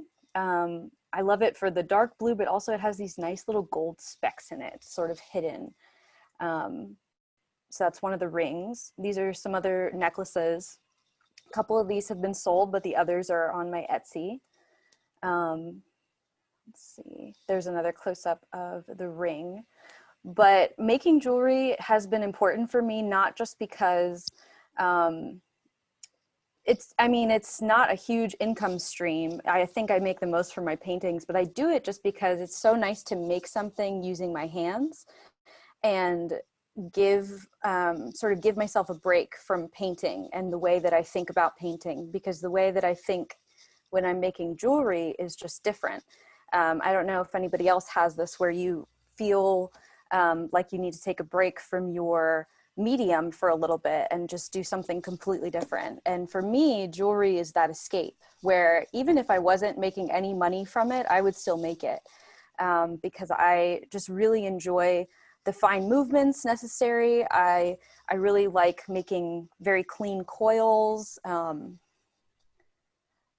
And I was doing some design with the wire wrapping, but kind of got away from that because I was just trying to focus more on the stones and less on the wire. But I've just really loved collecting all these different gemstones and looking for lots of different ways to continue, those are some older earrings, continue making some of this fine jewelry, and still experimenting with other kinds, but I think I will mostly be making jewelry from stones. And then real quick, so here's my Etsy shop on my website, and I'll put my website in the chat. And let's see. Alanna, I'm buying your geishas. I'm just letting you know the geishas are mine. Oh, I think they've already been sold, actually. What? But I think I could make you more. I think. Oh, okay. I just wanted to put that out there, and I don't know. I saw them pop up. I didn't see if they were sold, but yeah, I'm very interested. Yeah, sorry. And I just wanted to say your blues are so beautiful, and it really brings your website together. It's so cohesive. I know some people in this chat right now are building a website, so this is so inspiring to see, and how everything is so organized. And I'm trying to find ways to be more organized. So thank you for sharing this. Yeah, no, of course. It was, it's something I've been struggling with too, because I have wanted to, it's hard because you make so many things and you want to put them all together. But all the websites that I've seen that I liked were all with white backgrounds, very spread out, sort of easy to find. So I've been working on making it more user-friendly. Thank you. Oh, so incredible. Can we all give Alanna the biggest round of applause? I'm telling you. Thank you, Saz. I think it's incredible. And, this whole event that's been occurring tonight makes me so inspired, and you always inspire me. So thank you for sharing your work. It's beautiful, and so are you. So thank you. And yes, and thank you for sharing. And we're going to transition now to one of my favorite people, one of my favorite humans is Lindsay. And Lindsay, she does meditation as well. She does art, and I'm just so excited because she was able to fill a meditation and art slot with us today. So I'm here to welcome Lindsay Jamison. Let's give her a big round of applause. Lost in Creation. Yes. All right. Hi, everyone. Thanks so much for having me. Great to be here. Loved your presentation and your jewelry. So beautiful. I've got two screens going right now, but give me a moment and I'll start my phone screen, and I'm going to give you a little tour of my art studio today. So first, I'm Lindsay Jamison. I'm located in Philadelphia, and I have been making art forever. I have a BFA from the University of the Arts here in Philadelphia in sculpture and glass blowing, but I am not blowing glass anymore. So I'll show you what I'm up to these days. So I've been teaching yoga since 2011. And most of my artwork is really inspired by my meditations, my yoga practice, this practice of self-realization, and digging a little deeper into getting to know things a little better. So I'm going to start with this piece. This is a work in progress. This is the first self-portrait that I've done in over a decade. For a while, I stopped drawing and painting because I was so immersed in the 3D world. I'll show you some things that I used to make in a little while, and I'm back into painting. So I'm really inspired by sacred geometry. I love mandalas, and those practices really align with the yoga practice and the meditation practice in so many ways. So I've been getting back into oil paintings. This is an oil painting, a still life. Going back to the I'll move on to this, also work in progress, little squirrel mandala. That is still being born right now. Let's take you over here. So this is a piece, let me move out of the light here. This is a piece I made last year at COSM up in New York, which is an art school run by Alex and Allison Gray. And I studied under Autumn Skye, who's an incredible artist. This is acrylic paint, but this is a memorial for my father. He happened to pass the day that the workshop started, and I really felt like I needed to go and use my art as a form of, you know, processing what had just happened. And so he was an iron worker, so that's why the eagle is holding an iron bar. In the background, he is skating. We've got a little heavenly city up here, and then the staircase to heaven. So this is another piece, almost finished this one. This is acrylic and oil, little pigeon. This is a meditation inspired piece up here. You can see the sacred geometry elements. I really love color. Another piece of sacred geometry art. So you can see that my artwork is kind of a meditation in itself.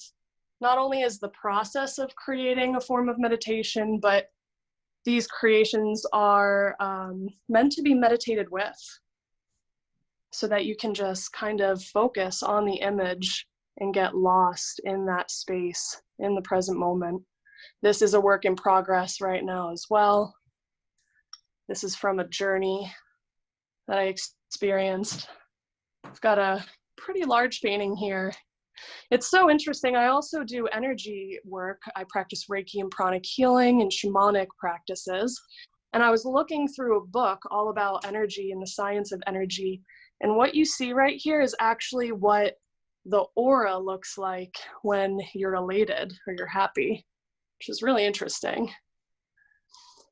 I've got a piece down here. I'm working on an animal series. This piece was also created at COSM.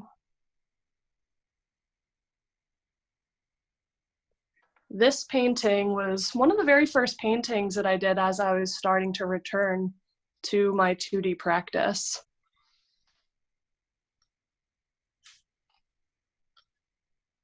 Another sacred geometry piece here. You can see a theme, I'm sure. Lindsay, how long does that take you? Oh, you know, it's hard to tell. I also do live painting, so I'll travel to different events, music events, festivals, kirtans in the yoga world, and you know, I don't really track. I should start tracking because some of these take years and years. For example, this piece up here was done years ago. It was hanging on my wall, and then one day I realized it needed more work, so I picked it off the wall and kept going. You know, it's interesting how that happens. Wow, I love it. And I'll show you, the fox is a popular one. The original sold. I have some prints available, and I'll share the information for my website later. This is actually brand new, just finished this. I learned a new technique called the Mish technique. I'm gonna take my phone out of the stand for a moment so I can get closer. So the Mish technique is mixed technique. This is with acrylics, but I'm also learning how to do this technique right now in oils as well. And it's a process of painting with light and shadow, and then glazing on top of the lights to get an luminescent effect. So that one's finished. It's going to be in an exhibition that opens online on October 3rd through the Nonstop Vision Train. And this is a little self-portrait that I did in a workshop recently. Last thing I'll show you is I'm working on a series. I'm taking upcycled vinyl, paint pouring on them, and then drawing on them, creating mandalas. And I just had a new idea that's going to be coming out soon. A little bit of a variation here from that. I have a ton of these that I'm going to pour resin on top of so it gets a glossy effect. And before I forget, let me check the time. One more second, I'll show you some of the glass work I used to do. Oh, Again, man. Sculpture, it's been years. Getting I chilled. engrave glass. And I do this little stained glass technique around. This is a mantra. Another piece, just drawing and engraving in the glass. Last but not least, I'll show you a quick sculpture from years and years ago. I still have boxes full of glass that I need to create some sculptures with. Yeah, so thank you so much, everybody. Can't wait to see more artists. I will put my information in the chat box. If you'd like to connect with me, I'm always looking for people to collaborate with. Yeah, thank you. Lindsay, oh my goodness. I'm going to scoop up an old vinyl with resin at some point. Let's give her a big round of applause. Oh my goodness. That was incredible and beautiful. And I loved the personal tour of the studio. I think it's just one of the most revealing parts of an artist, and that itself was just incredible to see. So thank you for sharing your space, your creation station, and we look forward to seeing more work from you and hearing from you. So thank you. And now we're going to transition to one of our Lost in Creator admins, Miss Simone Posey, who is an actress and a dancer. I met her in college, and we've been able to stay in touch ever since. And she's going to share with you some of her art, and I'm so happy to introduce Simone. Give her a big round of applause, please. Thank you, thank you. Hey y'all, how y'all doing today? Good, good. All right, so one thing that a lot of you all have been saying in your own words, particularly artistry-wise, is this is the year of the awakening. And for me, a lot of us have different gifts and different art, but we usually only put our hope and our dreams into one. But I'm here to say we can tap into multiples of them. So in the midst of that, I want to do like a little thing. I actually have on my tap shoes. So I just want to do a little basic beat. So if you can turn on your volume, and I want to hear you mimic this same beat. So the beat is going to go. Then that's when you go. All right, so I go. You go. Good. So basically the beat that I'm gonna do is gonna go like this.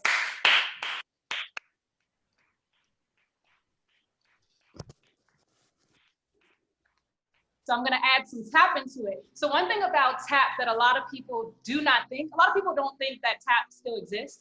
It does. And there's actually women who tap. Hello. And then along with it too is tap was orchestrated out of communication. Much like a lot of you all visual artists do, you're communicating with the thoughts that are in your head and putting them out on paper, glass, everything. We're just putting it into rhythm, and it's a language that we speak. So in using that rhythm, I'm gonna add my taps onto it, so it's like a nice layer. So if I go,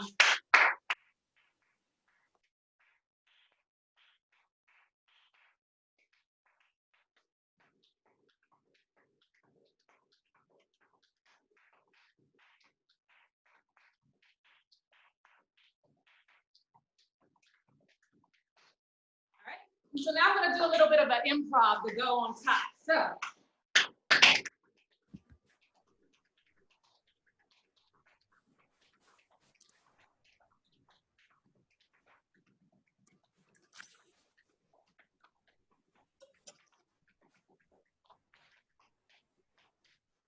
That's just a little bit of improv that I have going on right there. Oh my gosh, Simone, the fact that you can even do that with your body is incredible. The audio is going out a little bit. I know that Zoom does like a noise suppression weird kind of a thing. So does anyone have like a little trick for getting the best audio quality, or we can just kind of try maybe a different proximity to the audio? Yeah, I don't know, but incredible. Keep going. Thanks. And in regards to gifts and all that sort, so as Sarah has mentioned, I am an actress. Man, quarantine has been a blessing it seems like now I'm booking a lot more now than I was before. It's always booking, but it's like, woo, it's crazy now. So a little bit about things that I've done. I just booked a commercial for Bank of America. Just booked a commercial for JCPenney. I was on Insecure on HBO, tap dancing episode 5. I was in a new scripted series called Casting the Net on Urban Flick. So some things are coming up. I'm just very happy and grateful. And I just wanted to show you all a clip from something I wrote during this quarantine. Wrote and then just shot it with one of my other homeboys, because I feel like as artists, we need to do more to create together, especially in this time, because art is healing. I'm sure you all have been affected by all the protests, by all the just craziness that is literally going around us on top of 2020, just 2020, being 2020. So this is a little thing, a little clip from it. It was inspired by my nephew. My mom actually took my nephew to one of the protests, and he is 9 now.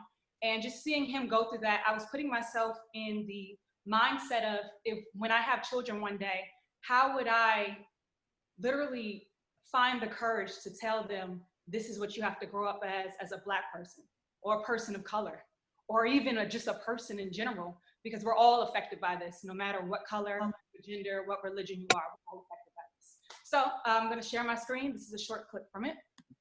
Let's see. One. Share. Okay. Make sure the volume's up. Can you guys see? Beautiful. You said you wanted to be a police officer.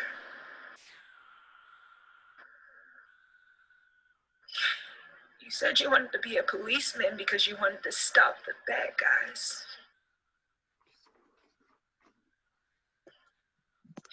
Baby, look at me and listen closely when I'm talking to you.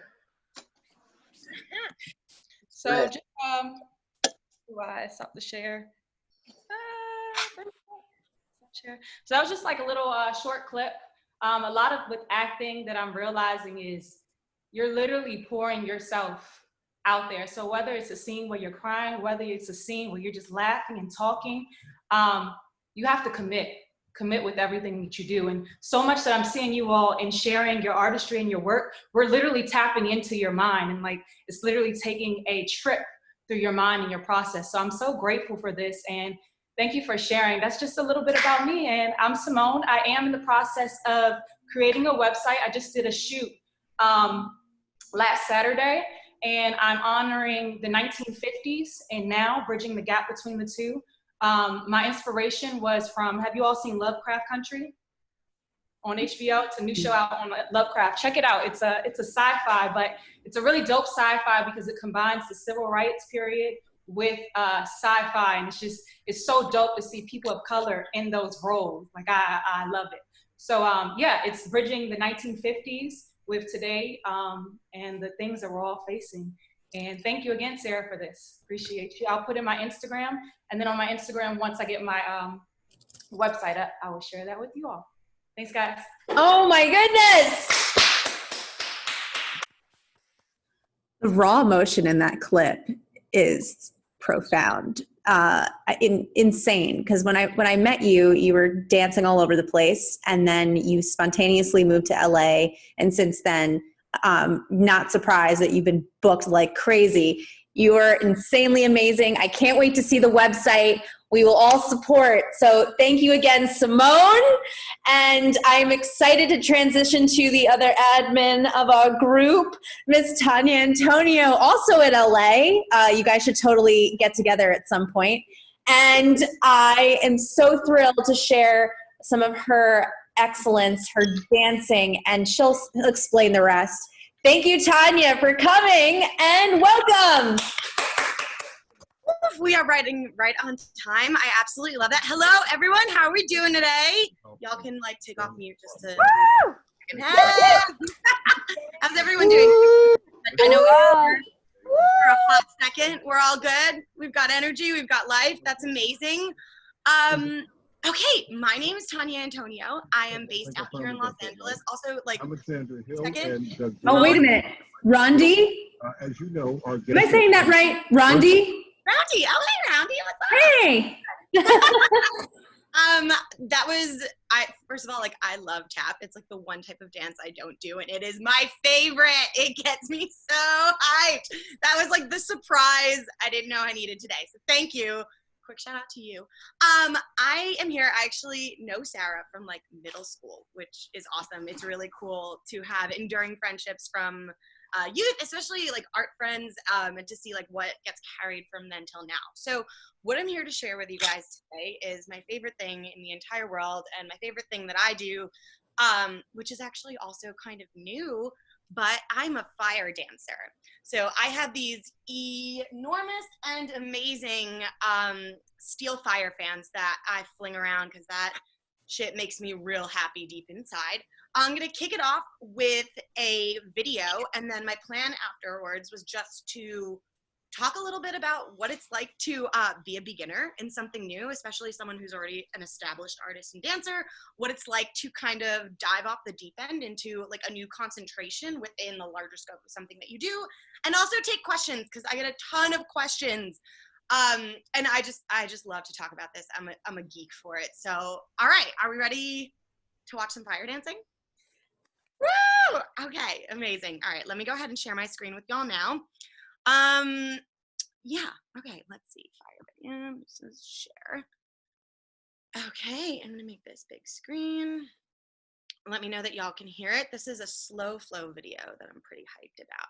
Quite beautiful. This one was actually taken by my bestie and my roommate in the rain by a pool. So it's quite lovely elements to it.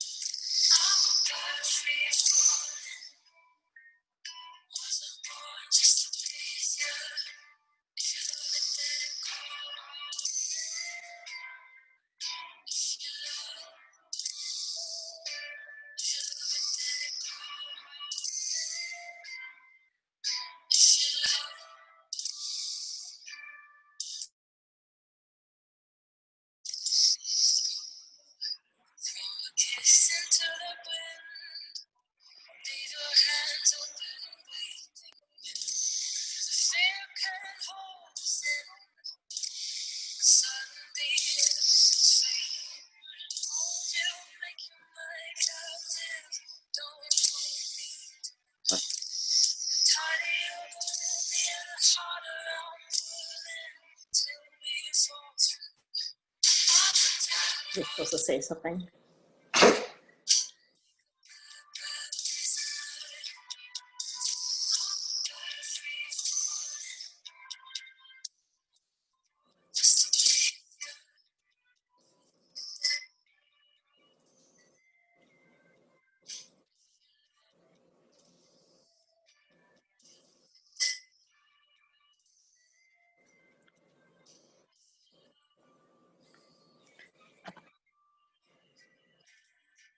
What? Should we ask, what are you holding? No. So dope. Is that what we're supposed to say? No.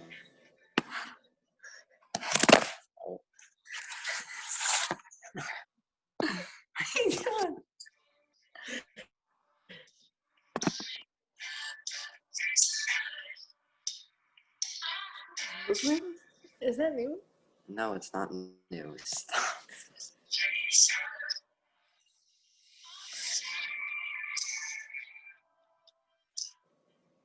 She looks like Aunt Connie.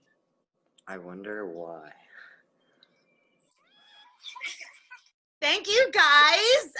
So I really love that video. And I have some family members on here. Hey, what's up, everyone?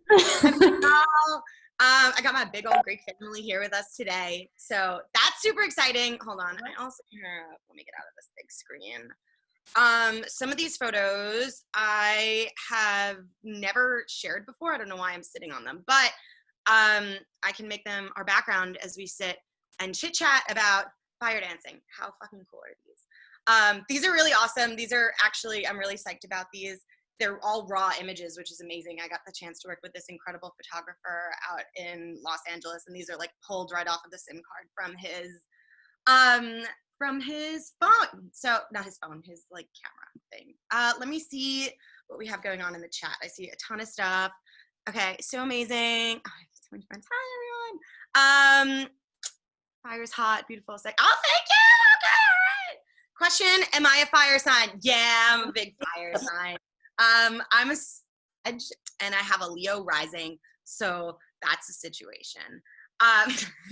So I did want to talk a little bit about new beginnings, and then see, I'll try what's up. What made you start fire dancing? I told Roundy I wouldn't answer this on Instagram DMs. I would only do it if it came to What do you want to ask? Party here. Yeah. So I don't know. hi guys, you guys have to mute. So what made me start fire dancing? I think this is a great story because right now social media is getting a lot of heat. It's actually because of social media. I saw this incredible fire dancer. Her name is Jules Ignited. You can find her on Instagram at jules.ignited. And I saw her dancing with fans, and I loved the way that she danced. I think a lot of what's called like flow arts or fire spinning, when it comes to using fans, they're what's called tech spinners. So a lot of their flow looks very boxy and angular, but what I like about Jules's dancing is she's very fluid, very round, very dramatic, very big movement. And I was like, wow, I totally dance like that. So actually, in a weird twist of fate, she's actually very good friends with my high school friend. And I met her while I was house sitting their house down in San Diego. I know. They were like, here's our friend Jules' number. That's who you'll be getting the keys from. And I was like, there's no chance that that's Jules Ignited Jules. And they're like, yeah, do you know her? So as soon as I got her phone number, I just completely geeked out. And I was like, hey, can I buy you lunch? I need to ask you a zillion questions about this. And that's how I got started. Yeah, I've been dancing my entire life. I've also, much to the dismay of my parents, have been lighting things on fire for just about my entire life as well. Yeah, Sarah knows. I spent many a days in high school in the park just lighting things on fire for the sake of that. So the cool thing about that is you never know what your weird little interests and hobbies turn into as an adult. We have more stuff going on in the chat. What's happening? Okay. Let's see. How dangerous is this? That's a great question. So I kind of, have you ever had a mishap? Yes, I've had a few. So we'll do how dangerous and then my mishaps. So how dangerous is this? It's big fire, period. It's like real big fire. But I kind of feel like this is akin to skateboarding in the way that, or like skiing, where it's more dangerous the more uncentered and the more afraid you are to try it. If you're really like freaked out and scared, like you can't really think clearly, you can't pay attention to what's happening, what's around you, and it'll make it more scary and also really dangerous. I think one of the best pieces of advice I got was the first time I ever lit my fans up. There was like a much more matured fire dancer there, and instead of just like lighting them on fire with a lighter, she told me to squeeze the ends of one of them, which are dipped in gasoline, and the lit end, she told me to grab it and transfer the fire with my hands. And I was terrified. I was so scared. It was really like just flinging someone into the deep end there. But she looked at me and I was like, do I just do it like that? I had all the questions, just scared, just all up in my mind. And she just kind of like casually looked at me and she's like, I don't know, you're a woman, figure it out. Which at the time I was like, you can't just abandon me like that. But it was the best piece of advice ever. So just a little bit of confidence goes a really long way. Regarding safety though, every time you do something like this, we have these blankets. They're called duvetine. They're like fire retardant blankets. So you keep them around. When you practice fire dancing, a lot of performers will also have insurance. just in case they have a whoopsie. And then let me see. Have I ever had a mishap? Okay, yeah, let's talk about my mishaps. Actually, less than you'd imagine. I don't burn myself all that often. In fact, I can count on like 3 mishaps. That's 4. 3 mishaps. The first time was the first time I ever ate fire. The secret to fire going out in your mouth is you have to close your mouth around it, which, I know I've got some young cousins on here, but let me be honest with you, it takes a lot of balls. It's not really like the putting it in your mouth that's so scary. It's the closing your mouth around it with confidence that's really scary. And I didn't clamp it closed so much. And then when I did, I had my lip, I can get my fans right now. I had my lip burned on like the little metal edge. And so I had a little burn from that. The other time was the first time I tried pirouetting with my fans. And I just forgot which direction my hand was in, and I kind of snapped my wrist, and I just like knocked myself on my forearm. And then the last time was just a few weeks ago. I'm working on this different kind of transfer. So I was putting gasoline like this around my arms and just practicing lighting from one end to the other. And I did it on my stomach, and that went off fine without a hitch. I didn't burn myself where the gas was, but I left the lit fan tip. These are, this is Kevlar that's wrapped around the edge. I left it on my belly button for a little too long, and I made a burn on my stomach in the shape of Louisiana. So those are my mishaps. Where are we on time? I don't want to run over. 6:11. Oh, okay. I'll do one more question, and then I'm going to get out of here, but I'll tell you where to find me, and you can always ask me more questions there. Do you practice on fire more than you practice without fire? Absolutely. Absolutely. This is... The fans that I have are part of like a larger sect of this kind of dancing called like the flow arts. People will use things that look like rope darts and poi. They all kind of go under the same category. So it's totally possible to do them not on fire, but I practice everything unlit first, especially because it's really unusual for me to think so much about what the direction of my wrists are in and like what plane I'm actually like creating circular motion in. So for sure, but then the best piece I ever got, advice I ever got about that was that as soon as you learn a trick and get it down, to try it on fire, because the fire itself actually creates drag, which changes the kind of strength you need to make the particular trick look really good or create the shape that you want. So that's that. You guys are awesome. Amazing. I would love to go to that event. If it's COVID safe, don't mess around, guys. This is a goddamn global pandemic. You can find me on Instagram at _Tanya Antonio _. Woo! You're awesome. Thanks. That's my time. I really appreciate that. Oh, yes. Other cool artists here. Oh, incredible. And yeah, if you have any more questions for Tanya, if she's sticking around, she'll answer them in the chat. And we're really excited about everyone here. It's so eclectic tonight. And if you run a little over, guess what? I built in time at the end of this. So you're all good on time. So let's do this. Let's transition to an incredible artist. I met him in college, and I stayed in touch with him online, and I'm so happy that I did, because his art is beautiful, and I'm so excited to introduce Collin. So let's give a big round of applause for Collin! Woo! Thank you. And thank you, Sarah, for hosting this, and I'm super happy to be here. Recently, within my life, I made a pretty big change. I had been working in the construction field of all fields for the past 4 years, and basically, simply put, I was pretty miserable, and I decided to make a change in my life. I developed some pretty bad habits running this construction firm, and related to substance abuse, and I developed a pretty good case of anxiety and depression, and thinking about what I really wanted to do in my life. And art has always been there since I was young, probably since kindergarten.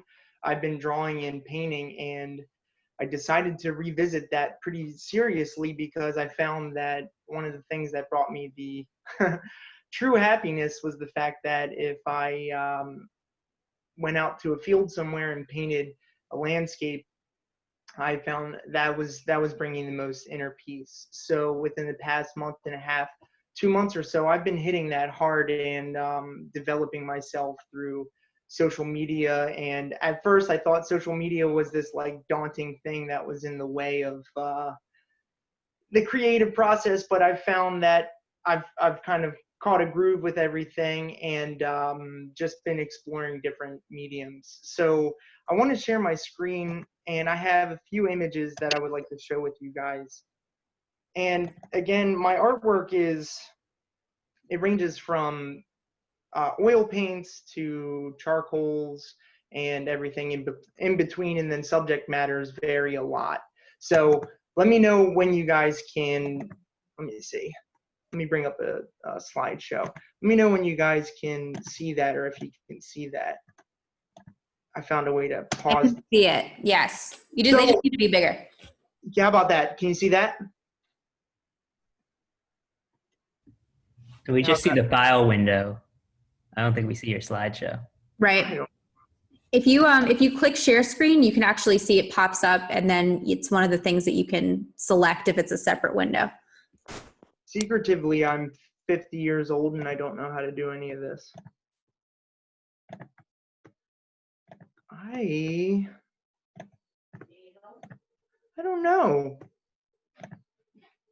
You guys can't see that? We see the files. Oh shit, okay, weird. Hold on, bear with me, sorry. No worries. I'm looking from afar and admiring. I see a puppy. Yeah, I'm trying. Various landscapes that look incredible. Which one? The big button. More. No, go back up. This one? Yeah, okay. All right. Hold on, I'm letting my wife do it. Where'd it go? Hold on just a sec. No worries. If it's even in preview on your Finder, or if you have a Mac, then you can open up and share preview. Yeah, I don't know. What about new share? Try that out. Okay, try that. Collin, we have comments on your wife's hair. It looks incredible. Oh, there we go! Woo! You guys see that now? Or no? Yes. Yes. Dope. All right, let me try this. Thank you, Av. That's my wife. How about now? Can you see it? Looking good. Yeah. All right, dope. All right, so last month I painted the local garden right by our house, and this is gouache, and this is my first time using gouache. And this painting is significant to me because I had never used gouache before, and I have probably 25 hours in this painting. And as I was going on developing this painting, I went through different tiers of it's hard to describe, but my mind, like things that I thought like I wanted to develop this more. And bottom left, like where my mouse is, there's like this tomato plant. And as soon as I started to develop this tomato plant, I'm looking at that and I was like, okay, this looks pretty cool. I've never seen something like this. Let me see where this can go. And then I took that to the sunflowers, and then eventually I took that to this like orange netting around the garden itself. But anyways, this gouache was significant because it represented when I quit my job, just what was possible as far as painting goes. And then as I go through the slideshow,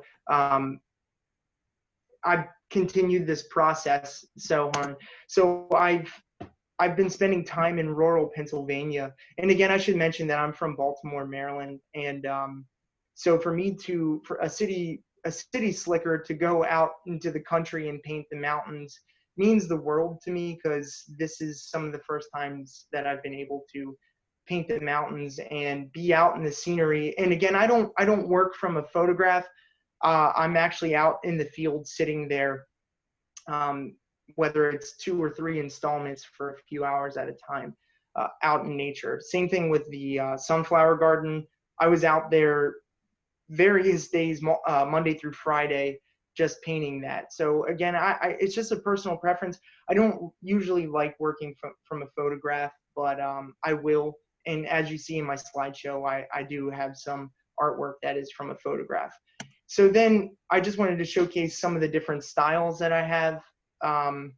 It's part of my personality is trying it all. I want to push myself to try to do different styles of artwork. So if I had a favorite, it is landscapes, especially impressionism is my big thing, and I usually work with chalk pastels, but eventually artwork like this, it is surrealism. And I did this when we were in Las Vegas.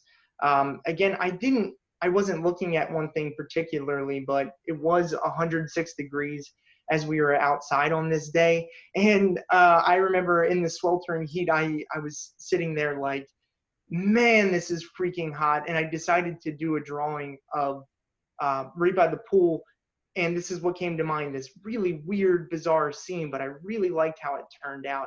It's kind of like an acid trip. So moving right along, I just wanted to showcase the different things that I've been doing lately. People have been contacting me about doing commission pieces a lot. Let me go back to that dog. So people have been contacting me about commissions. And one of the things that I love is animals. I love dogs, I love cats, it doesn't matter. And I did this portrait recently, and I just love how this turned out, especially on the dog's eyes. I spent a couple hours developing the dog's face one night, and a couple beers were involved, but I sat there and I really took my time on the eyeballs. And again, I'm pushing myself to try to become better and better as I move along. And then continuing, this is an old oil painting that I did of a woman's face. And that's my typical style, is these weird, with oil paints, is these weird blotchy squared things of light, color, all of that. Color it works its way through the majority of my artwork. It's kind of it's my feeling, it's my expression. Maybe 5% of the time it's pencil and charcoal, but for the most part it is color a lot. And then recently, I keep doing that, sorry. Recently I got a Wacom tablet or a Wacom tablet and started doing digital art. And this is an old design that I found in my sketchbook from high school. And I thought it would be neat to recreate that electronically. And I just like how, obviously it's a little absurd. It's a collage. It contains aspects of it's childish in nature, but it's also, I don't want to say violent, but it's a little edgier. I really like how this turned out.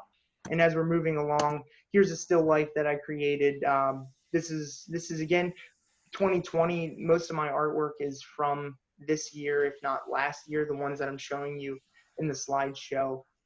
And then I just like this how this plant drawing turned out. And this is 2 feet by 2 feet. So it's relatively large. And this is just important to me in my life because I can share it with everyone. And I've gotten such positive feedback recently, and it just feels really good. This is my true calling, and I don't doubt this for a second. And I just want to keep building my portfolio and producing more artwork, whether it's, things like this orchid or bizarre collages. It doesn't matter. It all hits on the same chord for me. So, and then the last one is a painting I did this weekend out in rural Pennsylvania. And I like how this turned out because it's a mixture of impressionism and surrealism. It has different aspects, but this painting is significant because this happened last weekend, so only a few days ago. But it's not necessarily like the other pieces of artwork in the regard that these flowers don't look like that in real life, but I wanted to incorporate all of them in a beautiful design on this bizarrely shaped canvas. That's 4 inches by 12 inches. And I kind of exaggerated the colors a bit. And I just, in the textures, especially bottom right of that, I don't know what kind of flowers they are, but I exaggerated the textures on that. And I'm really stoked with how this turned out. And I want to continue to develop paintings like this, where I can kind of exaggerate the environment and the landscape and express myself and my feelings through the painting, because that's how I express myself. I'm pretty reserved when I meet people, but through the artwork is how I can communicate the most. And anyways, my last image on this slideshow is just my website, and then my Facebook, and then Instagram. Sorry, hold on, let me go back to that. And like I said, as I'm doing this, I'm developing the website. I'm constantly posting on Instagram and Facebook and sharing with everyone. I do have prints available. I have some t-shirts as well. If you go on my Instagram, you'll see pretty quickly that I have some bizarre designs, not like things that I showed on this slideshow, but things with definitely a darker side, which I'm kind of stoked about, because with artwork, you know, I think there's a light side with like flowers in a field, and then there's certainly a dark side, which I do have with like post-apocalyptic emaciated characters, and they're all bony and ragged, and that's what some of the stickers that I have developed. I have one out on my truck right now that's like this emaciated rat that just, it cracks me up every time because it does have a dark side. But like my mom has a t-shirt of that emaciated rat, and I love it because I'm like, that's funny. That cracks me up. I want to see it if it's rat related, because that's Baltimore. That's kind of like a symbol for Baltimore. So if anything, yeah. Yeah. So I don't know how I'm looking on time. And again, this is my first time doing something like this, because again, I am new. And if you caught me 2 months ago, I was digging a trench out in a field, you know, so that's just life for you. But I can say confidently that I'm the happiest that I have been in my entire life. So I just want to keep going. Yeah, so I'm stoked about it. Like, I'm living through the art. That's basically all I can say about that. I just let that do the talking. Thank you so much, Collin. I can't even tell you how happy I am for you. Like, this is so exciting, and I love that you were able to share the versatility of your work. Please keep us up to date with what's going on. Give Collin a follow. Let's support each other. We're all here to support one another. Thank you again for coming out. I'm so excited. And we're gonna transition now to someone who I met when I designed this group, and her name is Alanna Birchfield, and she's gonna tell you a little bit about what she does. She is fantastic, amazing, and talented. Welcome, Alanna, and here we go. Thank you so much for having me.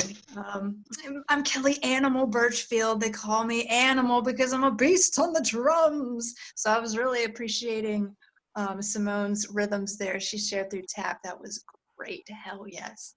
But tonight, actually, I'm going to be sharing some poems. I think that drummer in me speaks not only through that instrument, but through words as well. So some poems and some short stories for you all tonight. This first one is titled, "And How Would You Like Your World Egg This Morning? Scrambled, please, with cheese. Sudden change, time remains, beyond it never counters, tonal range, sight obtains, its object never counters, self-estranged, logic wanes, its purview never counters, falling fast through darkness, quick steps shall never be, without a sense, just carcass, heart incarnate, lost it bleeds, between all worlds a harshness, movement marked with stops unseen, mind deranged, modes ordain, a cycle never counters." And the next is, "Such is the mind that it cleaves itself. I awoke enfeebled, my mind so tastefully pleasing to a tick most engorged with the blood of my spirit that my imagination had all but run dry and barren.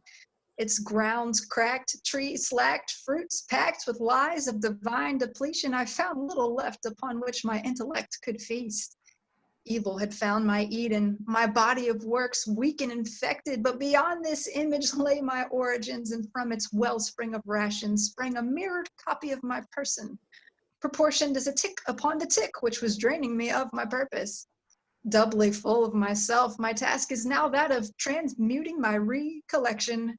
Sublime dreams bore out of excess cloud my skies with the promise of fresh life upon their breaking. Suspended, my secret gardens grow strong, knowing they shall receive magic distilled of all disease. They shall blossom many worlds upon the complete collapse of the ticking time bomb, threatening to implode my space between whilst I slumber. Its corpse shall be an empty sign for the return of demons in wait.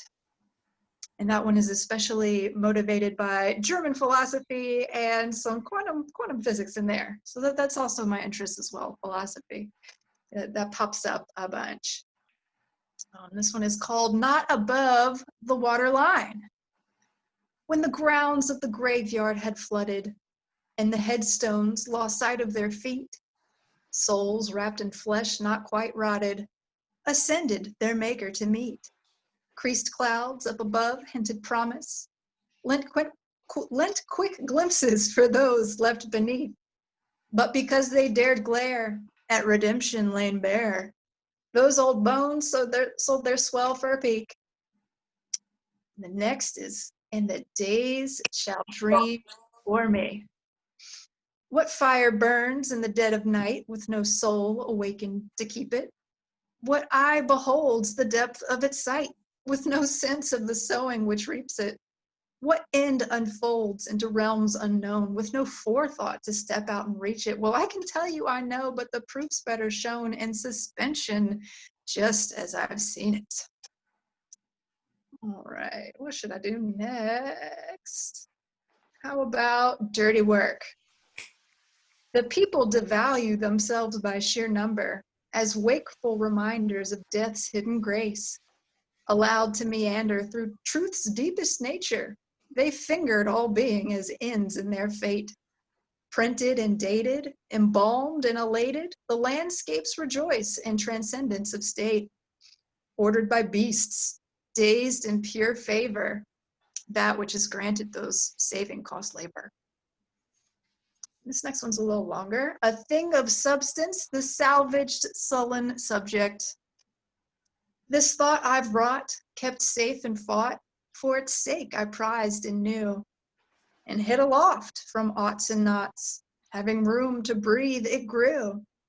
The shapes it brought made image taut, strung together worlds by two, till modes begot a sod forgot by those with privileged view. Under webs and dust and stink of must, it shrank and raisined and pruned, and grew a crust around its cusp. It dimmed in light and hue. I saw it thus, with rusted truss, in imminence death loomed, my pains robust, and doubt a bust, my grace asunder blew. Then winds below grew thousandfold, from chaos they did stew, and whence they came were those laid blame upon their backs accrued, or beaten time their voices chimed a chorus quite askew, and with bare hands they spared the land, polished it brand new. And so my heart pours out in dark a favor saved for few, who salvaged day though dawning's rain, quick to bid adieu, thinks of them last, subsumes them past the reach of holy pew. They hold their own, create what's sown, as equals to their doom. So that one's a little shout out to all my black sheep. And those who know me well know that I hate with a passion the month of February. If anything terrible is going to happen to me, it happens in February. So I try to create from it. So this is an ode to February. Despair, the patron saint of February. The nature of despair is such that the particular longings it inspires may hardly be traced back to their causal source, for under its state is sanctioned longing unrestrained, as would an abysmal shroud of disinterestedness cover over passions protesting their purpose, blighting all that it touches. Beyond the rule of worldly measure lie the true depths of despair, its domain marked by apparitions transcendental, as infinite possibilities howl through determinate cracks, persisting in the grounds dividing what's now and what's no longer, gasping with all their might for a breath of final ends. Despair brings to its pitiful knees any amounting mass of corporeally engaged insurgents, the pain of such trifles no longer felt in the reign of its awakening. The senses overcome, the body laid prostrate, psychosis brought to the brink of its power, despair unfolds itself over the whole of its condition. However, if one serves the furious storm of sublime recollection it brings, serves the nauseous waves coming to rhythmic terms without, there emerges on the horizon a faint glimmer of hope that one may discover resettlement and sublating the time kept between despair and its original counter, reception. Without waver, then, I believe that we all ought to succumb to despair, so that it may spare us blissful ignorance over the bounds of our extension, what gives absolute worth to our little world of objective affect, holding for hostage our release. Okay. The next one, to what design does your measure yield? So this one is an ode to Leibniz and modern quantum theory, if anyone's interested in that. I prefer spooky action at a distance to a mechanics based on touch. Co-location is uncomfortable, and I suspect a hidden telos beneath extended entities disrupting my conatus. This much my body knows, and I am deeply impressed by its sentiments. However, I won't be moved by any absolutes. I find perfection in division. Gravity is reason, rhythmically defined. Show me your downbeats, and I'll dance of my own accord. Yeah. Got it. And Snaps, all the snaps right now for this one right here. Are you published at all? This is all on my blog.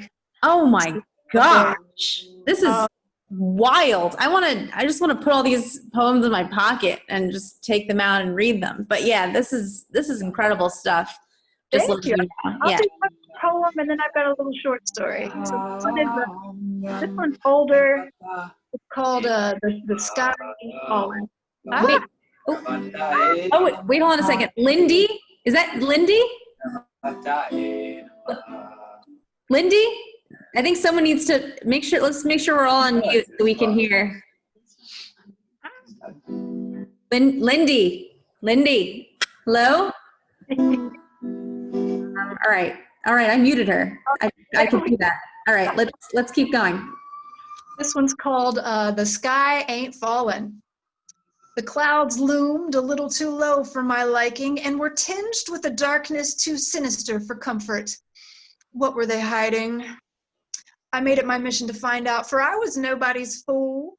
I knew when my own gloom was being used against me, these clouds had been tainted with evaporated nothing, sweet-talked into the hearts and minds, compiling the most common of senses, in order to be exhaled as tenebrous vapors, staking unjust claims on the structure of sky. And so I lured the clouds closer still, baiting them with the clarity of my attentive grounds, and my, how convincingly they descended from their status with the purpose of snuffing me out. Here, bright child, let us blanket your function with our protective haze. No threat, no matter how despicable, can fulfill itself through means well hidden. Let us lather you in secret, moisturize your breath with mystery, and your fate will forever live on in question. Your substance rising as an immortal exhalation, continuing infinitely indistinguishable from our exhalation of natural law. Lies, every last bit of it a trick upon my cognition, and it is to this conviction I fervently clung as a dense fog enveloped my horizon. Before I knew it, The heavens were heaving their total human might at my person, yet all the potentially precipitous participants in the world writ large were no match for my fortitude. And the dubious force clouding its own intentions dissipated upon running out of steam. The hot air rose, and with it my sense of self in suspension, and never again did the clouds disagree with my presence. All right. And last, I have a little short story. I'm in a writing program now, and the prompt was to personify the coronavirus. So this is called Corona at the Corner Market. Heralded by wayward tumbleweeds and a cloud of dust, a damp shadow descended upon the Everytown grocery, smelling like it hadn't a care in the world. The doors automatically acknowledged the figure, which tipped his sweat-stained ball cap at the outdated security camera, capturing all the action occasioned by the doors. Caught off guard by enigma, the camera short-circuited and took with it the flickering fluorescent set as a familiar above its station, prompting the midday shoppers to stop and wonder at the high noon hullabaloo that cast itself upon their routines. He had no cart, he had no basket. He only shuffled through the produce aisle, inspecting all he surveyed as if the displays were meant solely for his prudential judgment, picking up every potato with his dirty mitts and haphazardly tossing each back.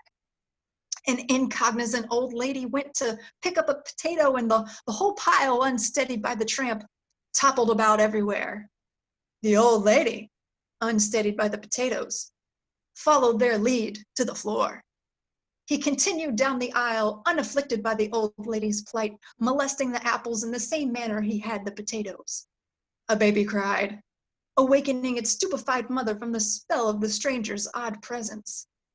"Excuse me, sir," the mother demanded. "Who do you think you are, and what do you think you are doing?" The man stiffened his back, sucked his snaggled teeth, and with terrible breath replied, "Well, that'd be no wonder." He then turned and drifted right on out the doors, which automatically acknowledged his figure one last time before they closed for good. That's it. That's all I have for you today. Woo! Animal! You're on a roll. I need to, okay, can you please put the link to your blog in the chat so we can all get more of this incredible content that you create, because I think we're all mind blown right now. I'm at a loss for words. You are insanely talented, so let's support your art.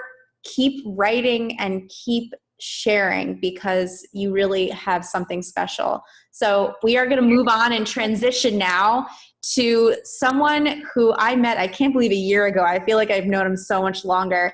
He's a ridiculously talented artist, singer, writer, I should say rapper. He raps. And he's also an educator. We're from the same vein. We have some educators here tonight. We're representing Jon Eye.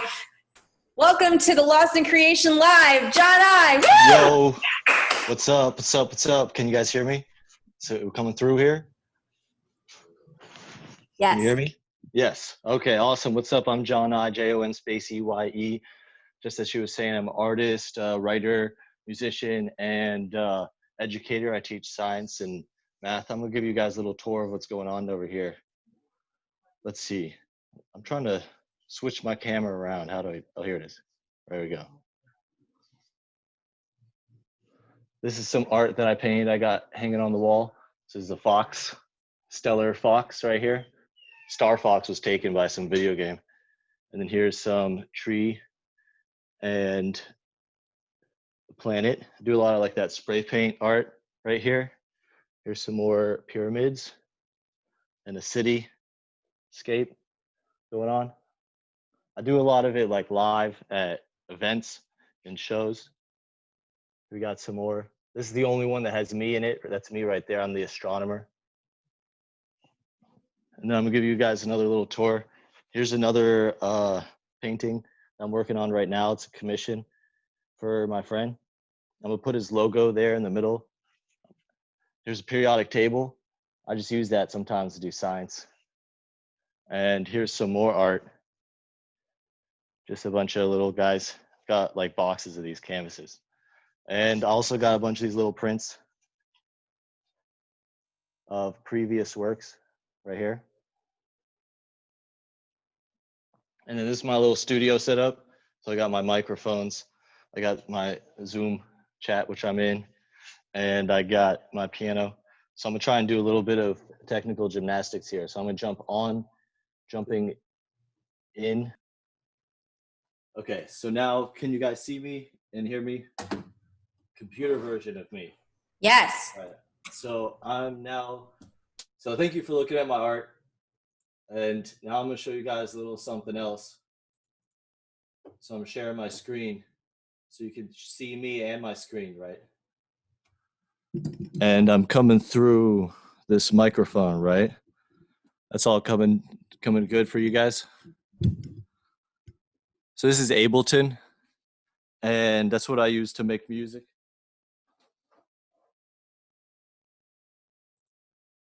So let me make sure.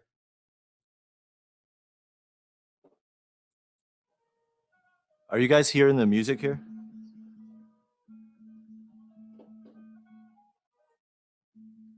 It's very faint, John. Like I can hear it a little.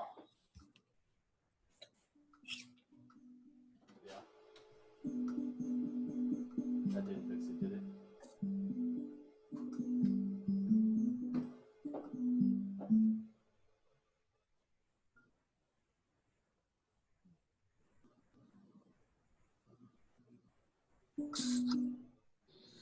Oh, here it is. Hold on.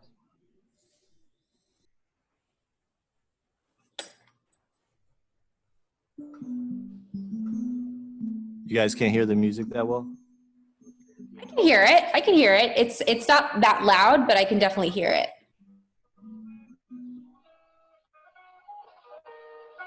That's better.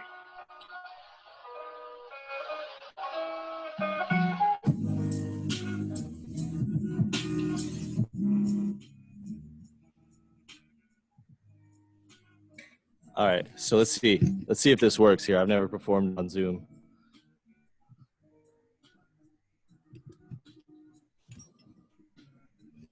You know, life is just about experience, that full, incarnation and incantation of what you can be and who you can be. You can manifest who you are. That's what I believe. That's why I believe that you can live in that artistic state at all times.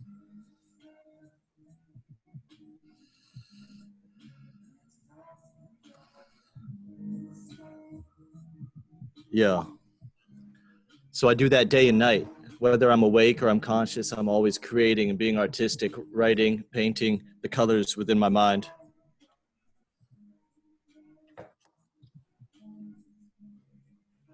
Yeah.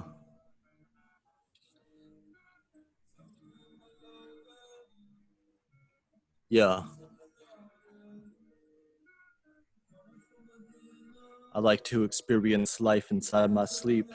In my sleep, I experience a change of perception outside the regular spectrum to gain introspection from the subconscious presence, sending subliminal messages, riveting affections for more vivid dream sessions. This is my deepest, most creative expression, a chance to reign uncontested and escape from suppression, much like release after being arrested. My mind no longer bound by the head it's been pressed in, no longer focused on water, bread, and investment. So the relative incentive of fretting such lessons at night. My intentions are to answer life's true questions. The rest is pretentious. Yet often in my sleep, only stress is presented as I relive these threats and confessions set into presence. It feels so real and it's never pretended. I even fret on the ending. I see familiar faces, their expressions are pending, and then a sudden lucid essence I'm lending. My dreams have now sent me to what I view as the best things, to my goals I am tending, my heroes commending, glorious people befriending, my reputation ascending. I have endless possessions, powers and blessings. I am flying. Yet resting my mind in recess, resetting and protesting this human form. I'm transcending into the dream essence of my nightly dream sessions. Upon my wake, I understand instantly this is a metaphysical epiphany that uplifts the peacefulness that exists in me. This happens nightly and consistently. This introspection, this internal perception, this self-reflection, mental redirection, and nocturnal lesson becomes an obsession. It comes from the connection to my subconscious presence, setting subliminal messages and riveting affections for more vivid dream sessions. In my sleep, I experience a change of perception outside the regular spectrum to gain introspection from the subconscious presence, setting subliminal messages, riveting affections for more of these vivid dream sessions. It seems that I can open my third eye and I can see differently the vivid imagery. I just reach into my mind and I can speak and technically be anything if I manifest it without question. I tap into that message. I feel blessed to just get that essence, and every single time that I tune in and speak fluent to the Zoom meeting, I just keep repeating and planting these seeds into people in need. As I always receive the energies of the universe and I let it disperse. My mind is immersed in this thirst. I gotta put it into music and words and move forward. I know that there's more. I just gotta reach into the source and take it from its course. I just know that this moment is mine. I set it to yours to exhibit and exhibit. I hope you enjoy this minute for me to just spit it unwritten while I get the recognition, that ammunition, the diction that I'm spitting, it's twisted. I'm coming into fruition, opening your mind with the physics. If you can listen for just 1 second, I got a question, I got a beckon for you to just step into the Zoom room. As my thoughts consume, I can see you through my dreams, and I just open my eyes and set it free as I connect to you through these screens. In my sleep, I experience a change of perception outside the regular spectrum to gain introspection from the subconscious presence, setting subliminal messages, riveting affections for more vivid dream sessions. Another world, it seems I've seen, and the sunlight peeks between the seams. Another world, it seems I've seen, and then the sunlight peeks between the seams. I've seen these things that just expresses and expanses me. I just got a fancy need to just leave this moment and believe in my dreams that I achieve. Woo!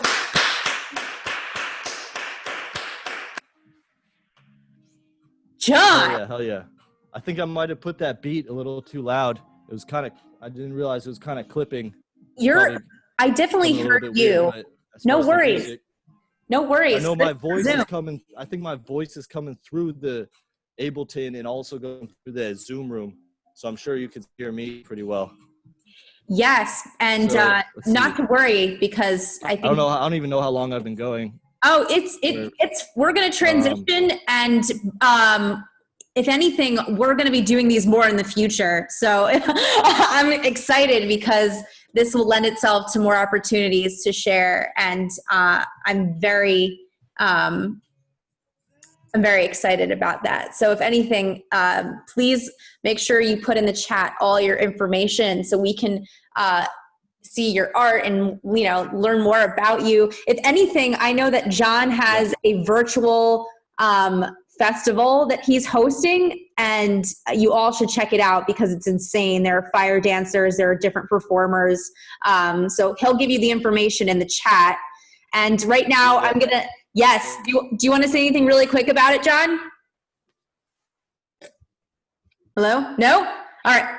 So we'll transition to Natasha, who is also an educator. And if anything, one of the coolest people I've met in the last, year. I did Toastmasters, several months ago before COVID, and we've been able to stay in touch. She's an artist, an educator, and I'm so excited to give her a round of warm applause. Natasha Tierra! Hello, everyone. As said, I am Natasha Tierra. It is new to be introduced as an artist. So I thank you for this opportunity to be a part of this wonderful event. I'm sorry I had to come in late, but I enjoyed everything that I have seen so far, seeing everybody in their own unique artistry. So I can't remember who said it before, but I believe the guy with the really cool hat, he was talking about how he was really interested in art since he was young, and that was me. It was an outlet for myself. First, before I get into that, who I am a little bit, I said a little bit of it already, educator. But first, I will say I'm a God girl. All the other titles that come before me, really, I'm gracious to receive and be able to walk in because of him. I am a leader, I'm an artist, I'm an author, educator, and I'm happy to present to you all some of my artwork. Behind me, as you see right here, is something that I was a part of SAS facilitating like a paint and sip kind of event. So I keep this right here, and all of my students see it because this is my location for when I have class. So that was something that kind of helped me get back into, I guess, art. Recently, these visions would come to me, and I would grab anything that I had, and hopefully the light will allow me to show this to you, pencil and napkins, and I would just create things. So this right here is a vision that I had. It says Peace Queen over the crown, and this is just a napkin and a pencil, and it started off as a dirty napkin, as y'all see that stain right there, but it's okay. This other piece I drew, I was at the light is so crazy. It's a bit bright. Do you yeah, I take it off. Let me see if I can dim it or something. Yeah.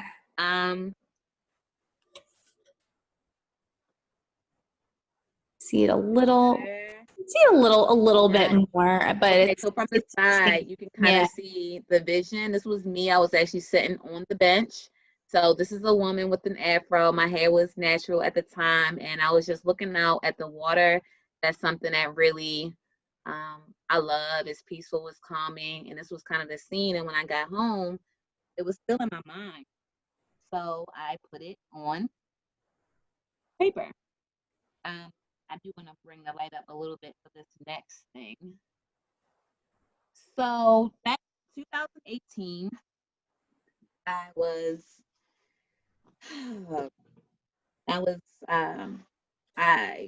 in the process of being released from certain things in my life. A job that I had prepared myself for. I was a juvenile probation officer in Baltimore City. I went to school for sociology. I love juvenile delinquency. That sounded kind of weird, but really just working with children and being able to see the why behind some of the behaviors they did. When a lot of people just see surface level behaviors, I wanted to get to the root and help them heal from their trauma so that they can be successful. And in 2018, I had to leave that job. I was also coming out of a marriage. And so I just saw a lot of me who I saw myself as kind of just being demolished. And this painting that I'm getting ready to show you was more of like a mantra or like an affirmation that I could look at every morning and try to manifest that vision into my life. You know, I saw myself as a caterpillar that was going into a cocoon, or a seed that had just been buried. And I wanted to see myself as that butterfly on the other side of it, and that flower that bloomed from the seed. And so this is what I created. This was the vision that I wanted to see myself as in 2018. So now I would say that this is who I am today. I have blossomed into who I vision myself to always be. This light around me is kind of the light that I want to show off to the world. And a lot of the responses and feedback that I've been getting lately are showing me that that is what is happening. I'm shining my light, you know, for the world to see, uh, and I have blossomed into my butterfly. The poem that goes with that, I didn't even think to like pull it up, but if I can find it like really quickly, then I will pull it up. Do Okay. it. Oh my God. By the way, while you pull that up, I have to brag about you for a second. Okay. So recently, Natasha's artwork it was able to get on the cover of what kind of publication? It was a magazine. Am I correct? Yes, it's called Hope Works, and that's actually, I'm looking for the poem that I submitted to them. So while well, that's not going to make sense. I was going to say, while I'm looking that up, I'll show you this, but I guess I can't do that. So this is the magazine. I applied to be in the magazine, and there's several artists who have like paintings and photography and poems in here. And Hope Works is a nonprofit, you know, that focuses on, well, it says their mission is to support and advocate for people in Howard County affected by sexual and intimate partner violence, and to engage the community in creating the change required for violence prevention. And for me, this piece I submitted to give them hope that there is hope on the other side of that pain. There's healing that can come from it. And so this is my painting inside the magazine. And they told us that we would be able to get 2 copies of the magazine because they don't sell it. There's a PDF version of it, but they don't like sell it. So I was like, oh my gosh, I want it. And other people did too, but you know, I opened it up and I saw that they actually chose my painting to be on the front, and this blew my mind. Okay, I had no idea this was happening until I opened up the envelope, and I was like, so mind you, I was like, well, maybe when they gave us the magazines, they put everybody's on the front. They were like, you know, since this is something we're going to do for you. And then I went to the website, and no, it is just mine. So I felt really nervous, but that was a blessing. And I was so excited to be able to be a part of that. So I'm gonna try to hurry up and see if I can find this. Let's see, Dragon. Thank you for sharing that story with us too, and the journey you've taken over the last year. I mean, wow. This whole event is based on being able to share stories, and what you've been able to share in such a short period of time is beautiful and empowering, and I'm very honored that you're here tonight. So thank you so much. And were you able to find the poem? Yes? Okay. So don't cry. I am super nervous, guys. Okay, so I'm just gonna hold her up as I read so that you can kind of see, like, and kind of like, I guess, feel where I was going with this. So, okay. So it's called You Have No Idea, She Smirked. The woman, you admire her beauty, she's humbled by her process. Her glow beams light through the darkness she travels. Her travels are intentional, seeking those to wrap her light around. The seed. She once wasted time complaining that she was a mere seed. When she was watered, she complained, I might drown. When the light shone upon her, she screeched, I might go blind. The caterpillar. I'm so done with this life. If I shed one more time and end up with no wings, it's going to be a problem. Watching others go one by one with seemingly no worries or stress, into that chrysalis, they spun out a beautiful butterfly.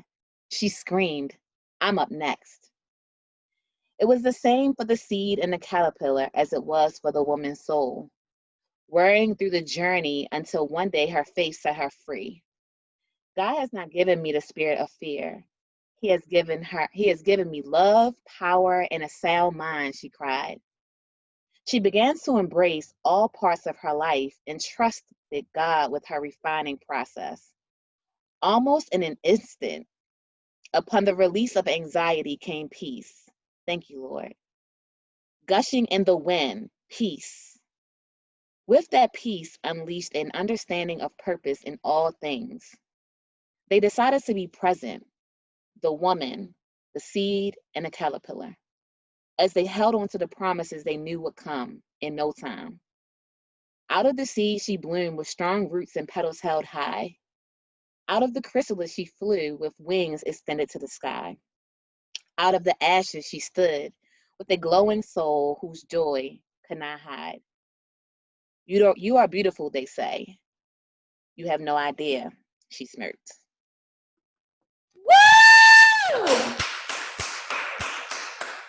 Oh my goodness. What a way to end this whole event. I'm seriously blown away by you and your energy and your light and your art. So thank you, Natasha, for sharing all of that tonight with us. And I just have to say a few words before we officially, let this loose. This was a complete trial run for me. This was a shot in the dark. So if you did like it, please reach out to me, let me know. You can find me on Instagram or on Facebook. And if anything, I'm planning more of these in the future, and I'm going to send out a form to everybody who came tonight.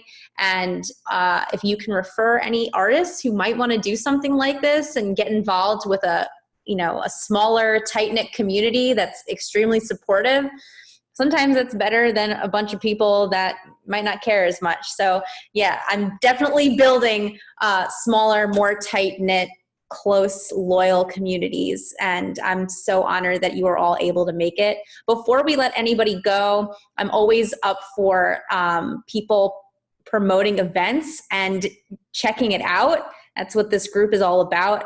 Jon Eye, he's one of our admins, and he's gonna be talking a little bit about an event coming up this weekend. And Jon, take it away. Let's talk about it real quick before we go.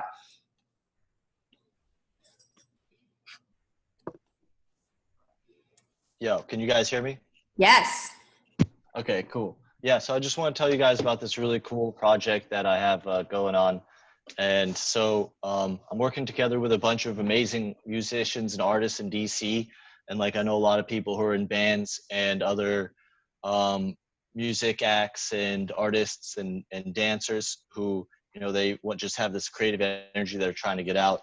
So we have this very, very large outdoor space, backyard. We're going to have a full media team there. And it's going to be all, super safe distance. And we have a full stage. And so we're going to have bands just playing all weekend and music acts going. There's a total of 17 music acts throughout the weekend on this stage just for the cameras. So we're going to have a bunch of cameras. It's going to be broadcast to the TV. It's going to be on YouTube live. And there's going to be a bunch of murals. Some artists are going to be painting. There's going to be some fire dancing. You know what I mean? It's all going to be spread out around the yard. So everyone has their own space and a bunch of camera equipment going on. It's gonna be a really cool event. So once again, I just put it in the thing, but I can put the event down again. And my friend is really trying to, generate, a movement with all of his media expertise. So we're gonna keep doing these, and just to get these musicians' music out there and the artists out there. And so I just put the event in there. And so you can get the YouTube links on there, and I'll be sharing it. And so definitely stay tuned and follow my pages, because I'll be posting about that event, which is this Saturday and Sunday from 2 p.m. to 10 p.m. Awesome. I'm excited about it. Thank you for sharing, Jon, and thank you for everybody who came tonight. And if you like this, tell me, and I'll do maybe one of these a month or one every other month, and you get to meet new artists. The people that stay consistent are the admin team, which is Jon, Dan, Tanya, and Simone. So these are the people. We'll always be looking for other people to come and join this group. And if you are interested, Lost in Creation, you can find us on Facebook. And we're a community that's growing. and we're proud to share and uplift the artist community. So bless all of you. Thank you for coming. You're all incredible. This will be recorded and posted in our exclusive group. So if you came late and you are wondering what other goodies you might have missed, it will be posted to the Lost in Creation Facebook page. So you won't miss a thing. Thank you for coming out. It's been a beautiful evening. Bless all of you and stay well. I'm out. Bye, guys. Bye, everyone. Bye. Peace out, everyone. That was awesome.